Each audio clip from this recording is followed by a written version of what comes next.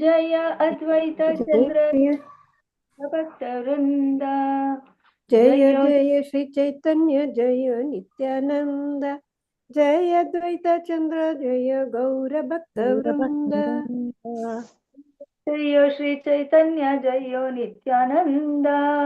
ಜಯ ಅದ್ವೈತ ಚಂದ್ರ ಜಯ ಗೌರ ಭಕ್ತ ವೃಂದ.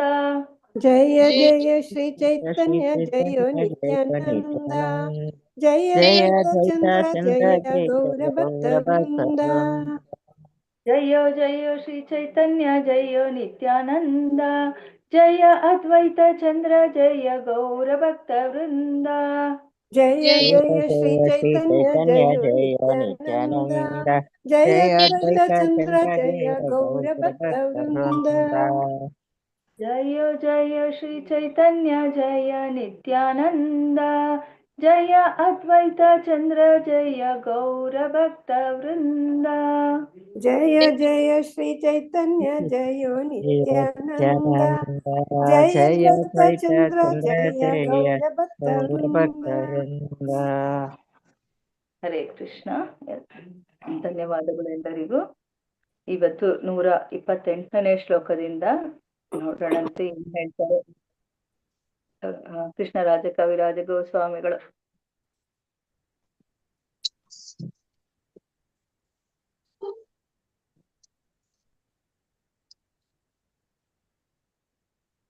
ಚೈತನ್ಯ ಚರಿತಾಮೃತ ಆದಿಲೀಲಾ 7ನೇ ಅಧ್ಯಾಯ 128ನೇ ಶ್ಲೋಕ. ಪ್ರಣವಸೆ ಮಹಾವಾಕ್ಯ ವೇದೇರ ನಿಧಾನ. ಈಶ್ವರ ಸ್ವರೂಪ ಪ್ರಣವ ಸರ್ವ ವಿಶ್ವಧಾಮ. ಓದಿ. Geeta M Mataji. Geeta M Mataji. Screen ಬಂದಿಲ್ಲ ಮಾತಾಜಿ. ಸ್ಕ್ರೀನ್ ಬಂದಿಲ್ಲ ಮಾತಾಜಿ. ಬಂದಿಲ್ವಾ? ಸ್ಕ್ರೀನ್ ಶೇರ್ ಮಾಡಿ ಮಾತಾಜಿ. ಶೇರ್ ಆಗಿಲ್ವಾ? ಒಂದೇ ಒಂದು ನಿಮಿಷ.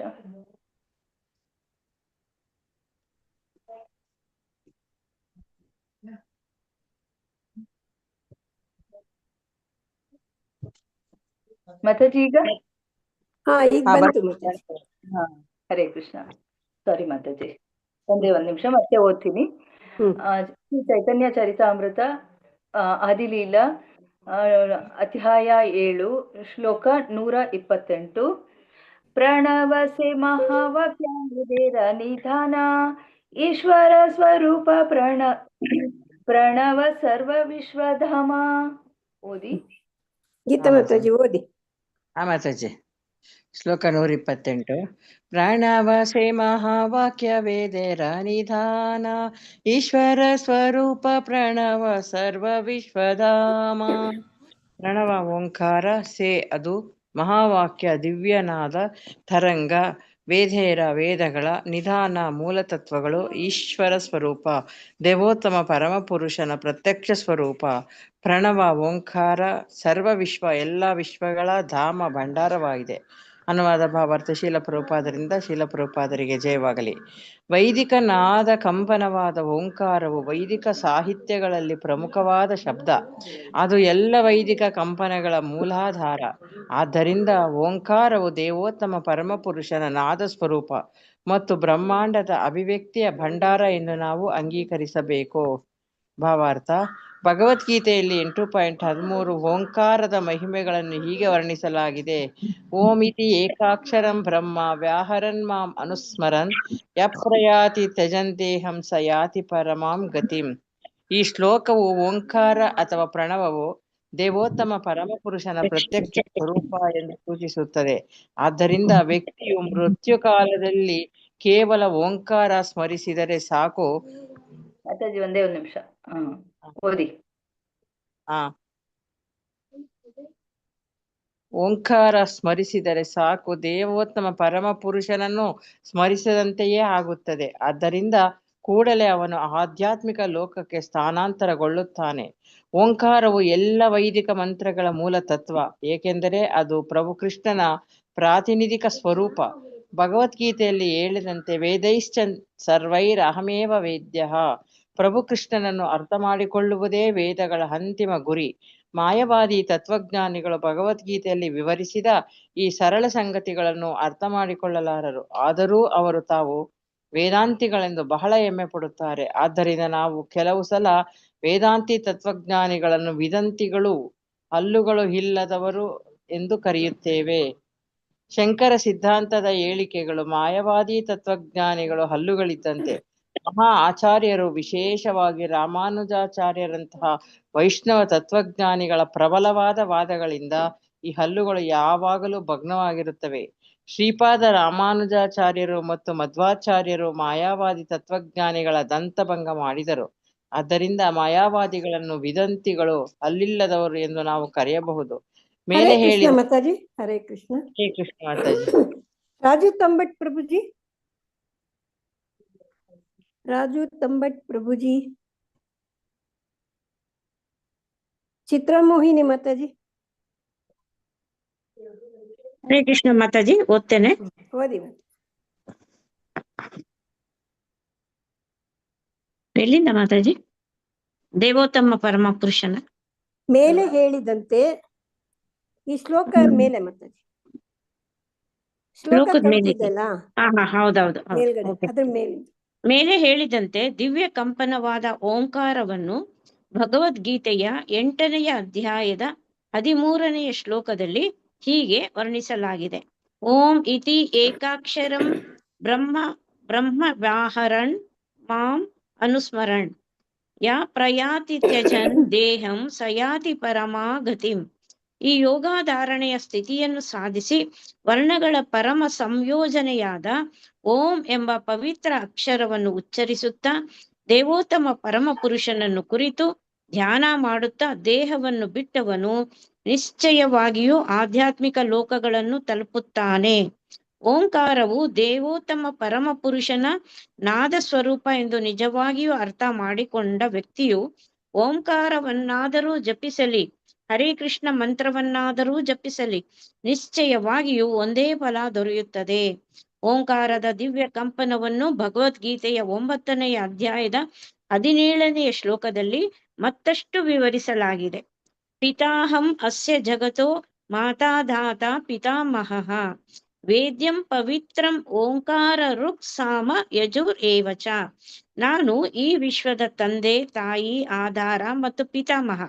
ನಾನು ಜ್ಞಾನದ ಗುರಿ, ಪರಿಶುದ್ಧಗೊಳಿಸುವವನು. ಓಂಕಾರ ನಾನೇ ಋಗ್, ಸಾಮ ಮತ್ತು ಯಜುರ್ವೇದಗಳು. ಅದೇ ರೀತಿಯಲ್ಲಿ ದಿವ್ಯನಾದವಾದ ಓಂಕಾರವನ್ನು ಭಗವದ್ಗೀತೆಯ 17ನೇ ಅಧ್ಯಾಯದ 23ನೇ ಶ್ಲೋಕದಲ್ಲಿ ಮತ್ತಷ್ಟು ವಿವರಿಸಲಾಗಿದೆ. ಓಂ ತತ್ಸದ್ ಇತಿ ನಿರ್ದೇಶೋ ಬ್ರಹ್ಮಣಸ್ತ್ರಿವಿಧ ಸ್ಮೃತಃ ಬ್ರಾಹ್ಮಣಸ್ತೇನ ವೇದಾಶ್ಚ ಯಜ್ಞಾಶ್ಚ ವಿಹಿತ ಪುರಾ. ಮಾತಾಜಿ ಆಮೇಲೆ ಆ ಪ್ಯಾರ ಓದಿ. ಸೃಷ್ಟಿಯಾದ ಕಾಲದಿಂದ ಅಂತ ಮಾತಾಜಿ, ಅದು ಒಂಚೂರು ಹೋಗಿದೆ ನೋಡಿ. ಅದೇ ಒಂದ್ ಸ್ವಲ್ಪ ಇದೆ. ಸೃಷ್ಟಿಯಾದ ಕಾಲದಿಂದ ಓಂ ತತ್ಸತ್ ಎನ್ನುವ ಶಬ್ದಗಳನ್ನು ಪರಮ ಪರಾತ್ಪರ ಸತ್ಯವನ್ನು ಬ್ರಹ್ಮ ನಿರ್ದೇಶಿಸಲು ಬಳಸಲಾಯಿತು. ವೇದ ಶ್ಲೋಕಗಳನ್ನು ಹೇಳುವಾಗ ಮತ್ತು ಪರಮ ಪ್ರಭುವಿನ ಸಂತೃಪ್ತಿಗಾಗಿ ಯಜ್ಞಗಳನ್ನು ಮಾಡುವಾಗ ಯಜ್ಞಗಳಲ್ಲಿ ಬ್ರಾಹ್ಮಣರು ಇವುಗಳನ್ನು ಹೇಳುತ್ತಿದ್ದರು. Hare Krishna Mataji. Hare Krishna. Thank you very much Mataji. Thank you. Raju Tambat Prabhuji ಓದ್ತೀರಾ? ಲಕ್ಷ್ಮೀ PM ಮಾತಾಜಿ. ಹರೇ ಕೃಷ್ಣ ಮಾತಾಜಿ, ಓದ್ತೀನಿ. ಎಲ್ಲಾ ಉಪನಿಷತ್ತುಗಳನ್ನು ಅಲ್ಲಿಂದ ಓದ್ಬೇಕಲ್ವ ಮಾತಾಜಿ? ವೈದಿಕ ಸಾಹಿತ್ಯಗಳ ಉದ್ದಕ್ಕೂ ಓದ್ತೀನಿ ಮಾತಾಜಿ, ಕೇಳಿ ಮಾಡ್ಕೊಂತ. ವೈದಿಕ ಸಾಹಿತ್ಯಗಳ ಉದ್ದಕ್ಕೂ ಓಂಕಾರದ ಮಹಿಮೆಗಳನ್ನು ವಿಶೇಷವಾಗಿ ಪ್ರಸ್ತಾವಿಸಲಾಗಿದೆ. ವೈದಿಕ ಸಾಹಿತ್ಯದಲ್ಲಿ ಓಂಕಾರವನ್ನು ದೇವೋತ್ತಮ ಪರಮಪುರುಷನ ಪವಿತ್ರ ನಾಮದ ನಾಮಕಂಪನ ಎಂದು ಪರಿಗಣಿಸಲಾಗಿದೆ ಎಂದು ಶ್ರೀಲ ಜೀವ ಗೋಸ್ವಾಮಿಯವರು ತಮ್ಮ ಭಗವತ್ ಸಂದರ್ಭ ಹಿಡಿತದಿಂದ ವಿಮೋಚನೆ ಮಾಡಬಲ್ಲದು. ಕೆಲವು ಸಲ ಓಂಕಾರವನ್ನು ಉದ್ಧಾರಕ ತಾರ, ಅದು ಅಕ್ಷರ ಸರಿಯಾಗಿ ಕಾಣುತ್ತಿಲ್ಲ ಮಾತಾಜಿ. ತಾರ ಕರೆಕ್ಟ್. ಹೌದು ಮಾತಾಜಿ, ತಾರಾ ಎಂದು ಕರೆಯಲಾಗುತ್ತದೆ. ಶ್ರೀಮದ್ ಭಾಗವತವು ಓಂಕಾರ ನಾದದಿಂದ ಪ್ರಾರಂಭವಾಗುತ್ತದೆ. ಓಂ ನಮೋ ಭಗವತೆ ವಾಸುದೇವಾಯ. ಆದ್ದರಿಂದ ಓಂಕಾರವನ್ನು ಮಹಾ ವ್ಯಾಖ್ಯಾನಕಾರರಾದ ಶ್ರೀಧರ ಸ್ವಾಮಿಗಳು ತಾರಾಂಕುರ ಐಹಿಕ ಜಗತ್ತಿನಿಂದ ಉದ್ಭವಿಸುವ ತಾರಕ ಬೀಜ ಎಂದು ವರ್ಣಿಸಿದ್ದಾರೆ. ಪರಮ ದೇವೋತ್ತಮನು ಪರಾತ್ಪರನಾದುದರಿಂದ ಅವನ ಪವಿತ್ರ ನಾಮ, ಅವನ ನಾಮ, ನಾದ ಕಂಪನ, ಓಂಕಾರ ಇವುಗಳೆಲ್ಲ ಅವನಿಗೆ ಸಮವಾಗಿಯೇ ಇವೆ. ಮತ್ತದೆ ಪವಿತ್ರ ನಾಮ ಅಥವಾ ಓಂಕಾರವು ದೇವೋತ್ತಮ ಪರಮಪುರುಷನ ದಿವ್ಯ ಸ್ವರೂಪವಾಗಿದ್ದು ದೇವೋತ್ತಮ ಪುರುಷನ ಎಲ್ಲ ಶಕ್ತಿಗಳನ್ನು ಹೊಂದಿದೆ ಎಂದು ಚೈತನ್ಯ ಮಹಾಪ್ರಭುಗಳು ಹೇಳುತ್ತಾರೆ. ನಾಂ ಆಕಾರಿ ಬಹುಧಾ ನಿಜ ಸರ್ವ ಶಕ್ತಿ ತತ್ರಾರ್ಪಿತ ನಿಯಮಿತ ಸ್ಮರಣೇನ ಕಾಲಃ. ಎಲ್ಲ ಶಕ್ತಿಗಳು ಪ್ರಭುವಿನ ಪವಿತ್ರ ನಾಮದ ಪವಿತ್ರ ಕಂಪನದಲ್ಲಿ ನಿಕ್ಷಿಪ್ತವಾಗಿವೆ. ಪ್ರಭುವಿನ ಪವಿತ್ರ ನಾಮ ಅಥವಾ ಓಂಕಾರವೇ ಸ್ವತಃ ದೇವೋತ್ತಮ ಪರಮಪುರುಷ ಎನ್ನುವುದರಲ್ಲಿ ಯಾವುದೇ ಅನುಮಾನವಿಲ್ಲ. ಬೇರೆ ಮಾತುಗಳಲ್ಲಿ ಹೇಳುವುದಾದರೆ, ಯಾರು ಓಂಕಾರ ಮತ್ತು ಪ್ರಭುವಿನ ಪವಿತ್ರ ನಾಮವಾದ ಹರೇ ಕೃಷ್ಣ ಮಂತ್ರವನ್ನು ಜಪಿಸುತ್ತಾರೋ ಅವರು ಕೂಡಲೇ ಪರಮಪ್ರಭುವನ್ನು ನಾದರೂಪದಲ್ಲಿ ಸಂಧಿಸುತ್ತಾರೆ. ಓಂ ನಮೋ ನಾರಾಯಣಾಯ ಎಂಬ ಅಷ್ಟಾಕ್ಷರ ಮಂತ್ರವನ್ನು ಜಪಿಸುವುದರಲ್ಲಿ ಮಗ್ನನಾದವನ ಮುಂದೆ ದೇವೋತ್ತಮ ಪರಮಪುರುಷನಾದ ನಾರಾಯಣನು ಪ್ರತ್ಯಕ್ಷನಾಗುತ್ತಾನೆ ಎಂದು ನಾರದ ಪಂಚರಾತ್ರದಲ್ಲಿ ಸ್ಪಷ್ಟವಾಗಿ ಹೇಳಲಾಗಿದೆ. ಮಾಂಡ್ಯೂಕ ಉಪನಿಷತ್ತಿನಲ್ಲಿರುವ ಇಂತಹುದೇ ಇನ್ನೊಂದು ಹೇಳಿಕೆಯಲ್ಲಿ ಆಧ್ಯಾತ್ಮಿಕ ಲೋಕದಲ್ಲಿ ಕಣ್ಣಿಗೆ ಬೀಳುವುದೆಲ್ಲ ಓಂಕಾರದ ಆಧ್ಯಾತ್ಮಿಕ ಶಕ್ತಿಯ ವಿಸ್ತರಣೆ ಎಂದು ಘೋಷಿಸಲಾಗಿದೆ. ಧನ್ಯವಾದಗಳು ಮಾತಾಜಿ. ಹರೇ ಕೃಷ್ಣ. ನಂಟರ್ನೆ ಮಾತಾಜಿ ಓದ್ತೀನಿ. ಎಲ್ಲ ಉಪನಿಷತ್ತುಗಳನ್ನು ಆಧರಿಸಿ ಶ್ರೀಲ ಜೀವ ಗೋಸ್ವಾಮಿಯವರು ಓಂಕಾರವೇ ಶ್ರೇಷ್ಠವಾದ ಪರಾತ್ಪರ ಸತ್ಯ ಎಂದು ಎಲ್ಲ ಆಚಾರ್ಯರು ಹಾಗೂ ಪ್ರಮಾಣ ಗ್ರಂಥ ಹಾಗೆಂದು ಅಂಗೀಕರಿಸಿದ್ದಾರೆ ಎಂದು ಹೇಳಿದ್ದಾರೆ. ಓಂಕಾರವು ಅನಾದಿ ವ್ಯತ್ಯಾಸರಹಿತವಾದದ್ದು, ಪರಮೋನ್ನತವಾದದ್ದು ಹಾಗೂ ಕ್ಷೀಣತೆ ಮತ್ತು ಬಾಹ್ಯ ಕಲುಷತೆಗಳಿಂದ ಮುಕ್ತವಾದದ್ದು. ಓಂಕಾರವು ಪ್ರತಿಯೊಂದರ ಆದಿ, ಮಧ್ಯ ಮತ್ತು ಅಂತ್ಯ. ಹೀಗೆಂದು ಓಂಕಾರವನ್ನು ಅರ್ಥ ಮಾಡಿಕೊಳ್ಳುವ ಜೀವಿಯು ಓಂಕಾರದಲ್ಲಿ ಆಧ್ಯಾತ್ಮಿಕವಾಗಿ ವ್ಯಕ್ತಿತ್ವದ ಸಿದ್ಧಿಯನ್ನು ಪಡೆಯುತ್ತಾನೆ. ಎಲ್ಲರ ಹೃದಯಗಳಲ್ಲೂ ಸ್ಥಿತವಾಗಿರುವ ಓಂಕಾರವು ದೇವೋತ್ತಮ ಪರಮ ಪುರುಷನಾದ ಈಶ್ವರ. ಇದನ್ನು ಭಗವದ್ಗೀತೆಯಲ್ಲಿ 18.61 ದೃಢಪಡಿಸಲಾಗಿದೆ. ಈಶ್ವರ ಸರ್ವಭೂತಾನಾಂ ಹೃದ್ದೇಶೇರ್ಜುನ ತಿಷ್ಠತಿ. ಓಂಕಾರವು ವಿಷ್ಣುವಿಗೆ ಸಮ, ಏಕೆಂದರೆ ಓಂಕಾರವು ವಿಷ್ಣುವಿನಂತೆಯೇ ಸರ್ವವ್ಯಾಪಕ. ಓಂಕಾರ ಮತ್ತು ಪ್ರಭು ವಿಷ್ಣು ಒಂದೇ ಎಂದು ತಿಳಿದವನು ಮುಂದೆಂದೂ ದುಃಖ ಪಡಬೇಕಾಗಿಲ್ಲ ಅಥವಾ ತೊಳಲಾಡಬೇಕಾಗಿಲ್ಲ. ಓಂಕಾರವನ್ನು ಜಪಿಸುವವನು ಮುಂದೆಂದೂ ಶೂದ್ರನಾಗಿ ಉಳಿಯುವುದಿಲ್ಲ. ಅವನು ಕೂಡಲೇ ಬ್ರಾಹ್ಮಣನ ನೆಲೆಗೆ ಏರುತ್ತಾನೆ. ಕೇವಲ ಓಂಕಾರವನ್ನು ಜಪಿಸುವಷ್ಟರಿಂದಲೇ ಸಮಸ್ತ ಸೃಷ್ಟಿಯು ಒಂದು ಘಟಕ ಅಥವಾ ಪರಮ ಪ್ರಭುವಿನ ಶಕ್ತಿಯ ವಿಸ್ತರಣೆ ಎಂದು ವ್ಯಕ್ತಿಯು ಅರ್ಥ ಮಾಡಿಕೊಳ್ಳುತ್ತಾನೆ. ಇದಂ ಹಿ ವಿಶ್ವಂ ಭಗವನ್ ಇವೇತರೋಯತೋ ಜಗತ್ಸ್ಥಾನ ನಿರೋಧ ಸಂಭವಾಹ. ಪರಮ ಪ್ರಭು ದೇವೋತ್ತಮ ಪುರುಷನು ಸ್ವತಃ ಬ್ರಹ್ಮಾಂಡವಾಗಿದ್ದಾನೆ, ಆದರೂ ಅವನು ಅದರಿಂದ ದೂರವಾಗಿದ್ದಾನೆ. ಅವನಿಂದಲೇ ಈ ಬ್ರಹ್ಮಾಂಡದ ಅಭಿವ್ಯಕ್ತಿಯು ಹೊರಹೊಮ್ಮಿದೆ. ಅವನಲ್ಲೇ ಅದು ಆಶ್ರಯವನ್ನು ಪಡೆಯುತ್ತದೆ. ಲಯವಾದ ಮೇಲೆ ಅವನಲ್ಲಿಯೇ ಅದು ಪ್ರವೇಶಿಸುತ್ತದೆ. ಭಾಗವತ 1.5.20. ಇದನ್ನು ಅರ್ಥ ಮಾಡಿಕೊಳ್ಳದವರು ಬೇರೆ ರೀತಿಯಲ್ಲಿ ತೀರ್ಮಾನಕ್ಕೆ ಬರುತ್ತಾರೆ. ಸಮಸ್ತ ಬ್ರಹ್ಮಾಂಡದ ಅಭಿವ್ಯಕ್ತಿಯು ಪರಮ ಪ್ರಭುವಿನ ಶಕ್ತಿಯ ವಿಸ್ತರಣೆಯೇ ಆಗಿದೆ ಎಂದು ಶ್ರೀಮದ್ ಭಾಗವತವು ಹೇಳುತ್ತದೆ. ಪ್ರಭುವಿನ ಪವಿತ್ರ ನಾಮವಾದ ಓಂಕಾರವನ್ನು ಜಪಿಸುವಷ್ಟರಿಂದಲೇ ಇದರ ಸಾಕ್ಷಾತ್ಕಾರವು ಸಾಧ್ಯ.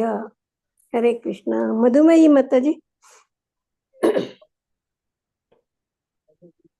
ಹರೇ ಕೃಷ್ಣ. ಮಧುಮೇಹಿ ಮಾತಾಜಿ ಓದ್ತೀರಾ ಮಾತಾಜಿ? ಹರೇ ಕೃಷ್ಣ ಮಾತಾಜಿ. ಎಲ್ಲಿಂದ ಓದ್ಬೇಕು? ದೇವೋತ್ತಮ ಪರಮ ಪುರುಷನು ಸರ್ವಶಕ್ತನಾದುದರಿಂದ. ದೇವೋತ್ತಮ ಪರಮ ಪುರುಷನು ಸರ್ವಶಕ್ತನಾದುದರಿಂದ ಅವನನ್ನು ಪ್ರತಿನಿಧಿಸಲು ನಾವು ಆ, ಉ ಮತ್ತು ಮಾ ಅಕ್ಷರಗಳ ಒಂದು ಸಂಯೋಜನೆಯನ್ನು ತಯಾರಿಸಿದ್ದೇವೆ ಎಂದು ಯಾರೂ ಮೂರ್ಖತನದ ತೀರ್ಮಾನಕ್ಕೆ ಬರಬಾರದು. ಆ, ಉ ಮತ್ತು ಮಾ ಎಂಬ ಅಕ್ಷರಗಳ ಸಂಯೋಜನೆಯು ಈ ಓಂಕಾರ ಎಂಬುದು ನಿಜವಾದರೂ ದಿವ್ಯನಾದವಾದ ಓಂಕಾರವು ದಿವ್ಯ ಶಕ್ತಿಯನ್ನು ಹೊಂದಿದೆ. ಓಂಕಾರವನ್ನು ಜಪಿಸುವವರಿಗೆ ಅನತಿ ಕಾಲದಲ್ಲಿಯೇ ಓಂಕಾರ ಮತ್ತು ಪ್ರಭು ವಿಷ್ಣು ಬೇರೆಯಲ್ಲ ಎನ್ನುವುದು ಅರಿವಾಗುತ್ತದೆ. ಕೃಷ್ಣನು ಪ್ರಣವಃ ಸರ್ವ ವೇದೇಶು ಎಂದು ಘೋಷಿಸಿದ್ದಾನೆ. ವೈದಿಕ ಮಂತ್ರಗಳಲ್ಲಿ ನಾನು ಓಂಕಾರ, ಭಗವದ್ಗೀತೆ 7.8. ಆದ್ದರಿಂದ ದೇವೋತ್ತಮ ಪರಮ ಪುರುಷನ ಅನೇಕ ಅವತಾರಗಳಲ್ಲಿ ಓಂಕಾರವು ಶಬ್ದಾವತಾರ ಎಂದು ನಾವು ತೀರ್ಮಾನಕ್ಕೆ ಬರಬೇಕು. ಎಲ್ಲ ವೇದಗಳು ಈ ಸಿದ್ಧಾಂತವನ್ನು ಅಂಗೀಕರಿಸುತ್ತವೆ. ಪ್ರಭುವಿನ ಪವಿತ್ರ ನಾಮ ಮತ್ತು ಸ್ವತಃ ಪ್ರಭು ಒಂದೇ ಎಂಬುದನ್ನು ನಾವು ಸದಾ ನೆನಪಿನಲ್ಲಿ ಇಡಬೇಕು. ಅಭಿನ್ನತ್ವಂ ನಾಮನಾಮಿನೋ. ಎಲ್ಲ ವೈದಿಕ ಜ್ಞಾನಕ್ಕೂ ಓಂಕಾರವು ಮೂಲಭೂತ ತತ್ವವಾದ್ದರಿಂದ ವೈದಿಕ ಸ್ತೋತ್ರಗಳನ್ನು ಹೇಳುವ ಮೊದಲು ಓಂಕಾರವನ್ನು ಹೇಳಲಾಗುತ್ತದೆ. ಓಂಕಾರವಿಲ್ಲದೆ ಯಾವ ವೇದ ಮಂತ್ರವೂ ಯಶಸ್ವಿಯಾಗುವುದಿಲ್ಲ. ಆದ್ದರಿಂದ ಪ್ರಣವ ಓಂಕಾರವು ದೇವೋತ್ತಮ ಪರಮ ಪುರುಷನ ಸಂಪೂರ್ಣ ಸ್ವರೂಪ ಎಂದು ಗೋಸ್ವಾಮಿಗಳು ಘೋಷಿಸುತ್ತಾರೆ. ಅವರು ಓಂಕಾರವನ್ನು ಅದರ ಅಕ್ಷರ ಸಂರಚನೆಯ ಮೂಲಕ ಹೀಗೆ ವಿಶ್ಲೇಷಿಸಿದ್ದಾರೆ. ಅಕಾರೇಣೋಚ್ಯತೆ ಕೃಷ್ಣ ಸರ್ವಲೋಕೈಕನಾಯಕಃ. ಉಕಾರೇಣೋಚ್ಯತೆ ದ್ರಾಧ ಮಕಾರೋ ಜೀವವಾಚಕಃ. ಓಂಕಾರವು ಆ, ಉ ಮತ್ತು ಮ ಎಂಬ ಅಕ್ಷರಗಳ ಸಂಯೋಜನೆ. ಅಕಾರೇಣೋಚ್ಯತೆ ಕೃಷ್ಣ. ಆ ಎಂಬ ಅಕ್ಷರವು ಕೃಷ್ಣನನ್ನು ಸೂಚಿಸುತ್ತದೆ. ಅವನು ಸರ್ವಲೋಕೈಕ ನಾಯಕ. ಎಲ್ಲ ಜೀವಿಗಳು ಐಹಿಕ ಮತ್ತು ಆಧ್ಯಾತ್ಮಿಕ ಲೋಕಗಳಿಗೆ ಅವನು ಒಡೆಯ. ನಾಯಕ ಎಂದರೆ ಮುಂದಾಳು. ಸರ್ವೋನ್ನತ ನಾಯಕ. ನಿತ್ಯೋ ನಿತ್ಯಾನಾಂ ಚೇತನಶ್ಚೇತನಾನಾಂ. ಉ ಎಂಬ ಅಕ್ಷರವು ಶ್ರೀಮತಿ ರಾಧಾರಾಣಿಯನ್ನು ಸೂಚಿಸುತ್ತದೆ. ಅವಳು ಕೃಷ್ಣನ ಕ್ಲಾದಿನಿ ಶಕ್ತಿ. ಮಕಾರವು ಜೀವಿಗಳನ್ನು ಸೂಚಿಸುತ್ತದೆ. ಹೀಗೆ ಓಂ ಎಂಬುದು ಕೃಷ್ಣ ಮತ್ತು ಅವನ ಶಕ್ತಿ ಮತ್ತು ಅವನ ನಿತ್ಯ ಸೇವಕರನ್ನು ಒಳಗೊಂಡ ಸಂಪೂರ್ಣ ಸಂಯೋಜನೆ. ಬೇರೆಯ ಮಾತುಗಳಲ್ಲಿ ಹೇಳುವುದಾದರೆ ಓಂಕಾರವು ಕೃಷ್ಣ, ಅವನ ನಾಮ, ಕೀರ್ತಿ, ಲೀಲೆಗಳು, ಪರಿವಾರ, ವಿಸ್ತರಣೆಗಳು, ಭಕ್ತರು ಮತ್ತು ಶಕ್ತಿಗಳು ಮತ್ತು ಅವನಿಗೆ ಸಂಬಂಧಿಸಿದ ಎಲ್ಲವನ್ನೂ ಪ್ರತಿನಿಧಿಸುತ್ತದೆ. ಚೈತನ್ಯ ಮಹಾಪ್ರಭುಗಳು ಶ್ರೀ ಚೈತನ್ಯ ಚರಿತಾಮೃತದ ಪ್ರಸ್ತುತ ಶ್ಲೋಕದಲ್ಲಿ ಹೇಳುವಂತೆ ಸರ್ವ ವಿಶ್ವಧಾಮ. ಓಂಕಾರವು ಪ್ರತಿಯೊಂದರ ಆಶ್ರಯಧಾಮ. ಕೃಷ್ಣನು ಹೇಗೆ ಎಲ್ಲಕ್ಕೂ ಆಶ್ರಯಧಾಮವೋ ಹಾಗೆ ಬ್ರಹ್ಮಣೋ ಹಿ ಪ್ರತಿಷ್ಠಾಹಂ. ಹರೇ ಕೃಷ್ಣ ಮಾಯಾ. ಮಾತಾಜಿ. ಹರೇ ಕೃಷ್ಣ. ಧನ್ಯವಾದ ಧನ್ಯವಾದ ಮಾತಾಜಿ. ಪದ್ಮಾವತಿ ವಂದಿತ ಮಾತಾಜಿ. ಪದ್ಮಾವತಿ ಕೃಷ್ಣ. ವಂದಿತ ಮಾತಾಜಿ ಓದಿ. ಹರೇ ಕೃಷ್ಣ ಮಾತಾಜಿ, ನಮ್ದೇನಾ? ಹರೇ ಕೃಷ್ಣ ಪದ್ಮಾವತಿ ಮಾತಾಜಿ. ಪದ್ಮಾವತಿ ವಂದಿತ ಯಾರು? ನೀವಾ? ನಮ್ದು ಬರೀ ಪದ್ಮಾ ಮಾತಾಜಿ. ಅವರಲ್ಲ, ನೀವಲ್ಲ. ಸರಿ ಸರಿ. ಪದ್ಮಾವತಿ ವಂದಿತ ಮಾತಾಜಿ. ಇಲ್ಲ ಪ್ರವೀಣ ನಾರಾಯಣ್ ಮಾತಾಜಿ ಓದಿ. ಹರೇ ಕೃಷ್ಣ ಮಾತಾಜಿ. ಎಲ್ಲಿಂದ ಮಾತಾಜಿ? ಅದೇ ಮಾಯಾವಾದಿ ತತ್ವಜ್ಞಾನಿಗಳು. ಮಾಯಾವಾದಿ ತತ್ವಜ್ಞಾನಿಗಳು ಅನೇಕ ವೈದಿಕ ಮಂತ್ರಗಳನ್ನು ಮಹಾವಾಕ್ಯ ಅಥವಾ ಪ್ರಮುಖ ವೇದ ಮಂತ್ರ ಎಂದು ಪರಿಗಣಿಸುತ್ತಾರೆ. ಉದಾಹರಣೆಗೆ ತತ್ವಂ ಅಸಿ, ಛಾಂದೋಗ್ಯ ಉಪನಿಷತ್ 6.8.7. ಇದಂ ಸರ್ವಂ ಯದ್ ಅಯಂ ಆತ್ಮ ಮತ್ತು ಬ್ರಹ್ಮೇದಂ ಸರ್ವಂ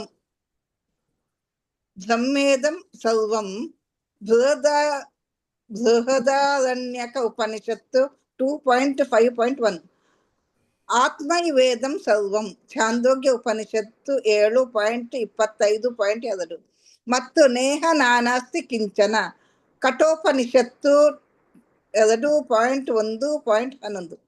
ಅದು ದೊಡ್ಡ ತಪ್ಪು. ಕೇವಲ ಓಂಕಾರ ಮಾತ್ರ ಮಹಾವಾಕ್ಯ.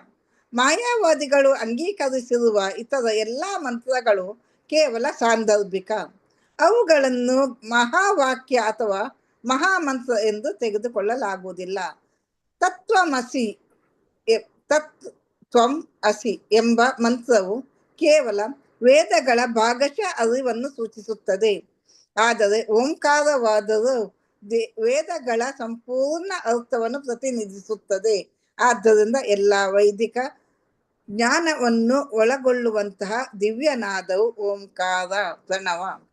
ಓಂಕಾರವನ್ನು ಬಿಟ್ಟು ಶಂಕರಾಚಾರ್ಯರ ಅನುಯಾಯಿಗಳು ಉಚ್ಚರಿಸಿದ ಯಾವುದೇ ಶಬ್ದಗಳನ್ನು ಮಹಾವಾಕ್ಯ ಎಂದು ಪರಿಗಣಿಸಲಾಗುವುದಿಲ್ಲ.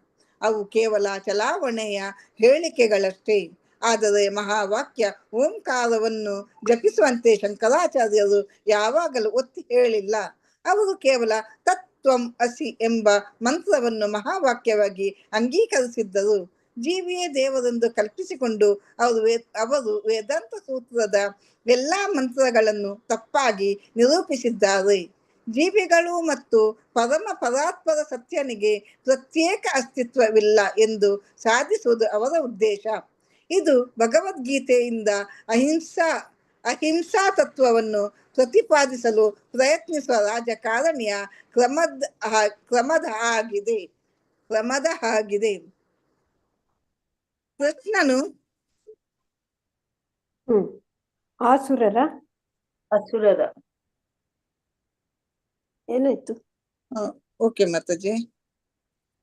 ಹರೇ ಕೃಷ್ಣ ಮಾತಾಜಿ. ಎಲ್ಲಿ ಹೋಯ್ತು ಮಾತಾಜಿ? ಕೃಷ್ಣನು ಆಸುರರ ವಿಷಯದಲ್ಲಿ ಕೃಷ್ಣನು ಅಸುರರ ವಿಷಯದಲ್ಲಿ ಉಗ್ರವಾಗಿದ್ದನು. ಕೃಷ್ಣನು ಉಗ್ರನಾಗಿರಲಿಲ್ಲ ಎಂದು ಸಾಧಿಸಲು ಪ್ರಯತ್ನಿಸುವುದು ಕೊನೆಗೆ ಕೃಷ್ಣನನ್ನೇ ನಿರಾಕರಿಸಿದಂತೆ.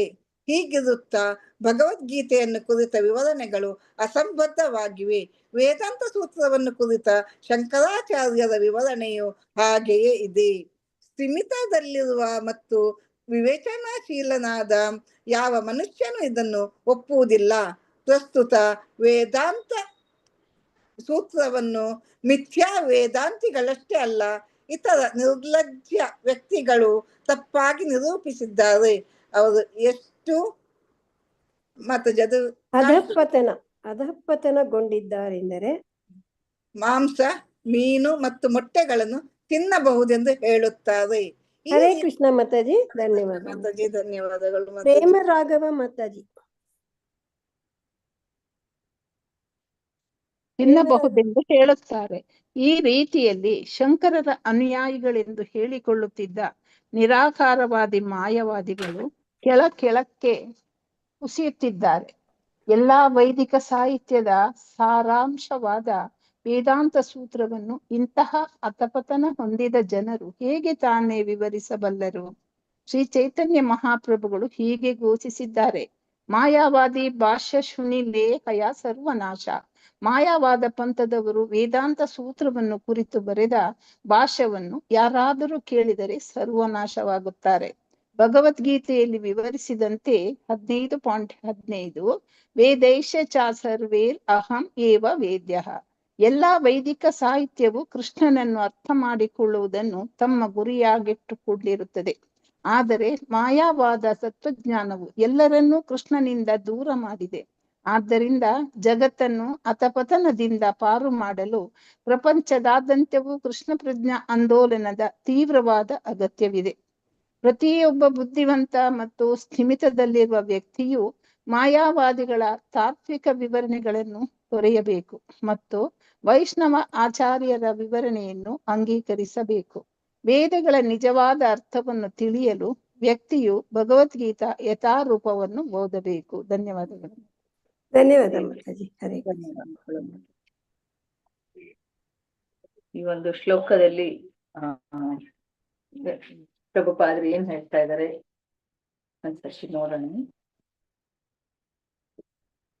ಶ್ರೀಲ ಪ್ರಭುಪಾದರಿಗೆ ಜೈವಾಗಲಿ. ಅಂದ್ರೆ ಭಗವಂತ ಬೇರೆ ಇಲ್ಲ, ಭಗವಂತನ ಆ ಒಂದು ಓಂಕಾರ ನಾದರೂಪವಾಗಿರುವಂಥದ್ದು ಓಂಕಾರ ಅಂತ ಹೇಳ್ತಾ ಇದ್ದಾರೆ. ಭಗವಂತನ ನಾದರೂಪವೇ ಓಂಕಾರವಾಗಿರುವಂಥದ್ದು. ಸೊ ಇದರೆಲ್ಲರ ಪ್ರಮಾಣಗಳು ಇದನ್ನು ಎಲ್ಲವನ್ನು ಸಹ ಇಲ್ಲಿ ನಮ್ಗೆ ವಿವರಣೆಯನ್ನ ಕೊಡ್ತಾ ಇದ್ದಾರೆ. ಸೊ ನಾವು ಹೇಗೆ ಹರೇ ಕೃಷ್ಣ ಮಹಾಮಂತ್ರವನ್ನ ಪಡಿಸುತ್ತಾ ಭಗವಂತನ ಆ ಒಂದು ಮಹಾಮಂತ್ರದ ಫಲವನ್ನ ಹೇಗೆ ಪಡಿಬಹುದು, ಅದೇ ರೀತಿಯಲ್ಲಿ ಓಂಕಾರವ ಜಪದಿಂದಲೂ ಸಹ ಪಡಿಬಹುದು ಅನ್ನೋದನ್ನು ಸಹ ಇಲ್ಲಿ ತಿಳಿಸ್ತಾರೆ. ಸೊ ವೈದಿಕನಾದ ಕಂಪನವಾದ ಓಂಕಾರವು ವೈದಿಕ ಸಾಹಿತ್ಯಗಳಲ್ಲಿ ಪ್ರಮುಖವಾದ ಶಬ್ದ. ಅಂದ್ರೆ ವೈದಿಕನಾದ ಕಂಪನ ಅಂತ ಇದ್ದಾರೆ. ಯಾಕೆ ವೈದಿಕನಾದ ಕಂಪನ ಅಂತ ಇದ್ದಾರೆ? ಯಾವುದೇ ಒಂದು ಶ್ಲೋಕಗಳು ಇದನ್ನ ವೇದಗಳ ಶ್ಲೋಕಗಳು ಏನೇ ಶುರುವಾಗೋಕ್ಕೂ ಮುಂಚೆ ಓಂಕಾರವನ್ನ ಹೇಳಿ ಅಲ್ಲಿ ಶುರು ಮಾಡುವಂಥದ್ದು. ಮತ್ತೆ ಹಾಗಾಗಿ ಇದು ವೈದಿಕವಾದಂತಹ ನಾದ ಕಂಪನವನ್ನು ಉಂಟು ಮಾಡುವಂಥದ್ದು. ಅದು ಎಲ್ಲಾ ವೈದಿಕ ಕಂಪನಗಳ ಮೂಲಾಧಾರ. ಆದ್ದರಿಂದ ಓಂಕಾರವು ದೇವೋತ್ತಮ ಪರಮಪುರುಷನ ನಾದ ಸ್ವರೂಪ ಮತ್ತು ಬ್ರಹ್ಮಾಂಡದ ಅಭಿವ್ಯಕ್ತಿಯ ಭಂಡಾರ ಎಂದು ನಾವು ಅಂಗೀಕರಿಸಬೇಕು. ಇದು ಭಗವಂತನ ನಾದ ಸ್ವರೂಪವೂ ಆಗಿರುವಂಥದ್ದು, ಬ್ರಹ್ಮಾಂಡದ ಅಭಿವ್ಯಕ್ತಿಯ ಭಂಡಾರ ಅಂತಾನು ಹೇಳುವಂಥದ್ದು. ಅಂದ್ರೆ ಎಲ್ಲವೂ ಭಗವಂತ. ಸೊ ಓಂಕಾರ ಅನ್ನುವಂಥದ್ದು ಭಗವಂತನೇ ಅನ್ನೋದನ್ನ ನಾವು ಈ ಒಂದು ಅನುವಾದದಿಂದ ಅರ್ಥ ಮಾಡ್ಕೋಬಹುದು. ಭಾವಾರ್ಥ ಬೈ ಶ್ರೀಲ ಪ್ರಭುಪಾದರಿಂದ ಶ್ರೀಲ ಪ್ರಭುಪಾದರಿಗೆ ಜಯವಾಗಲಿ. ಭಗವದ್ಗೀತೆಯಲ್ಲೂ ಓಂಕಾರವನ್ನ ಅದರ ಒಂದು ಮಹಿಮೆಗಳನ್ನ ಕೆಲವು ಅಧ್ಯಾಯಗಳಲ್ಲಿ ತಿಳಿಸಿದ್ದಾರೆ. 8.13 ಓಂಕಾರದ ಮಹಿಮೆ ಏನು ಅನ್ನೋದನ್ನ ಇಲ್ಲಿ ಹೇಳ್ತಾ ಇದ್ದಾರೆ. ಸೊ ಓಂ ಇತಿ ಏಕಾಕ್ಷರಂ ಬ್ರಹ್ಮ ವ್ಯಾಹರನ್ ಮಾಂ ಅನುಸ್ಮರನ್ ಯ ಪ್ರಯಾತಿ ತ್ಯಜನ್ ದೇಹಂ ಸ ಯಾತಿ ಪರಮಾಂ ಗತಿಂ. ಯಾರು ಓಂಕಾರದ ಅಥವಾ ಪ್ರಣವ ಮಂತ್ರದ ದೇವೋತ್ತಮ ಪರಮ ಪುರುಷನ ಪ್ರತ್ಯಕ್ಷ ಸ್ವರೂಪ ಎಂದು ಸೂಚಿಸುವಂಥದ್ದು.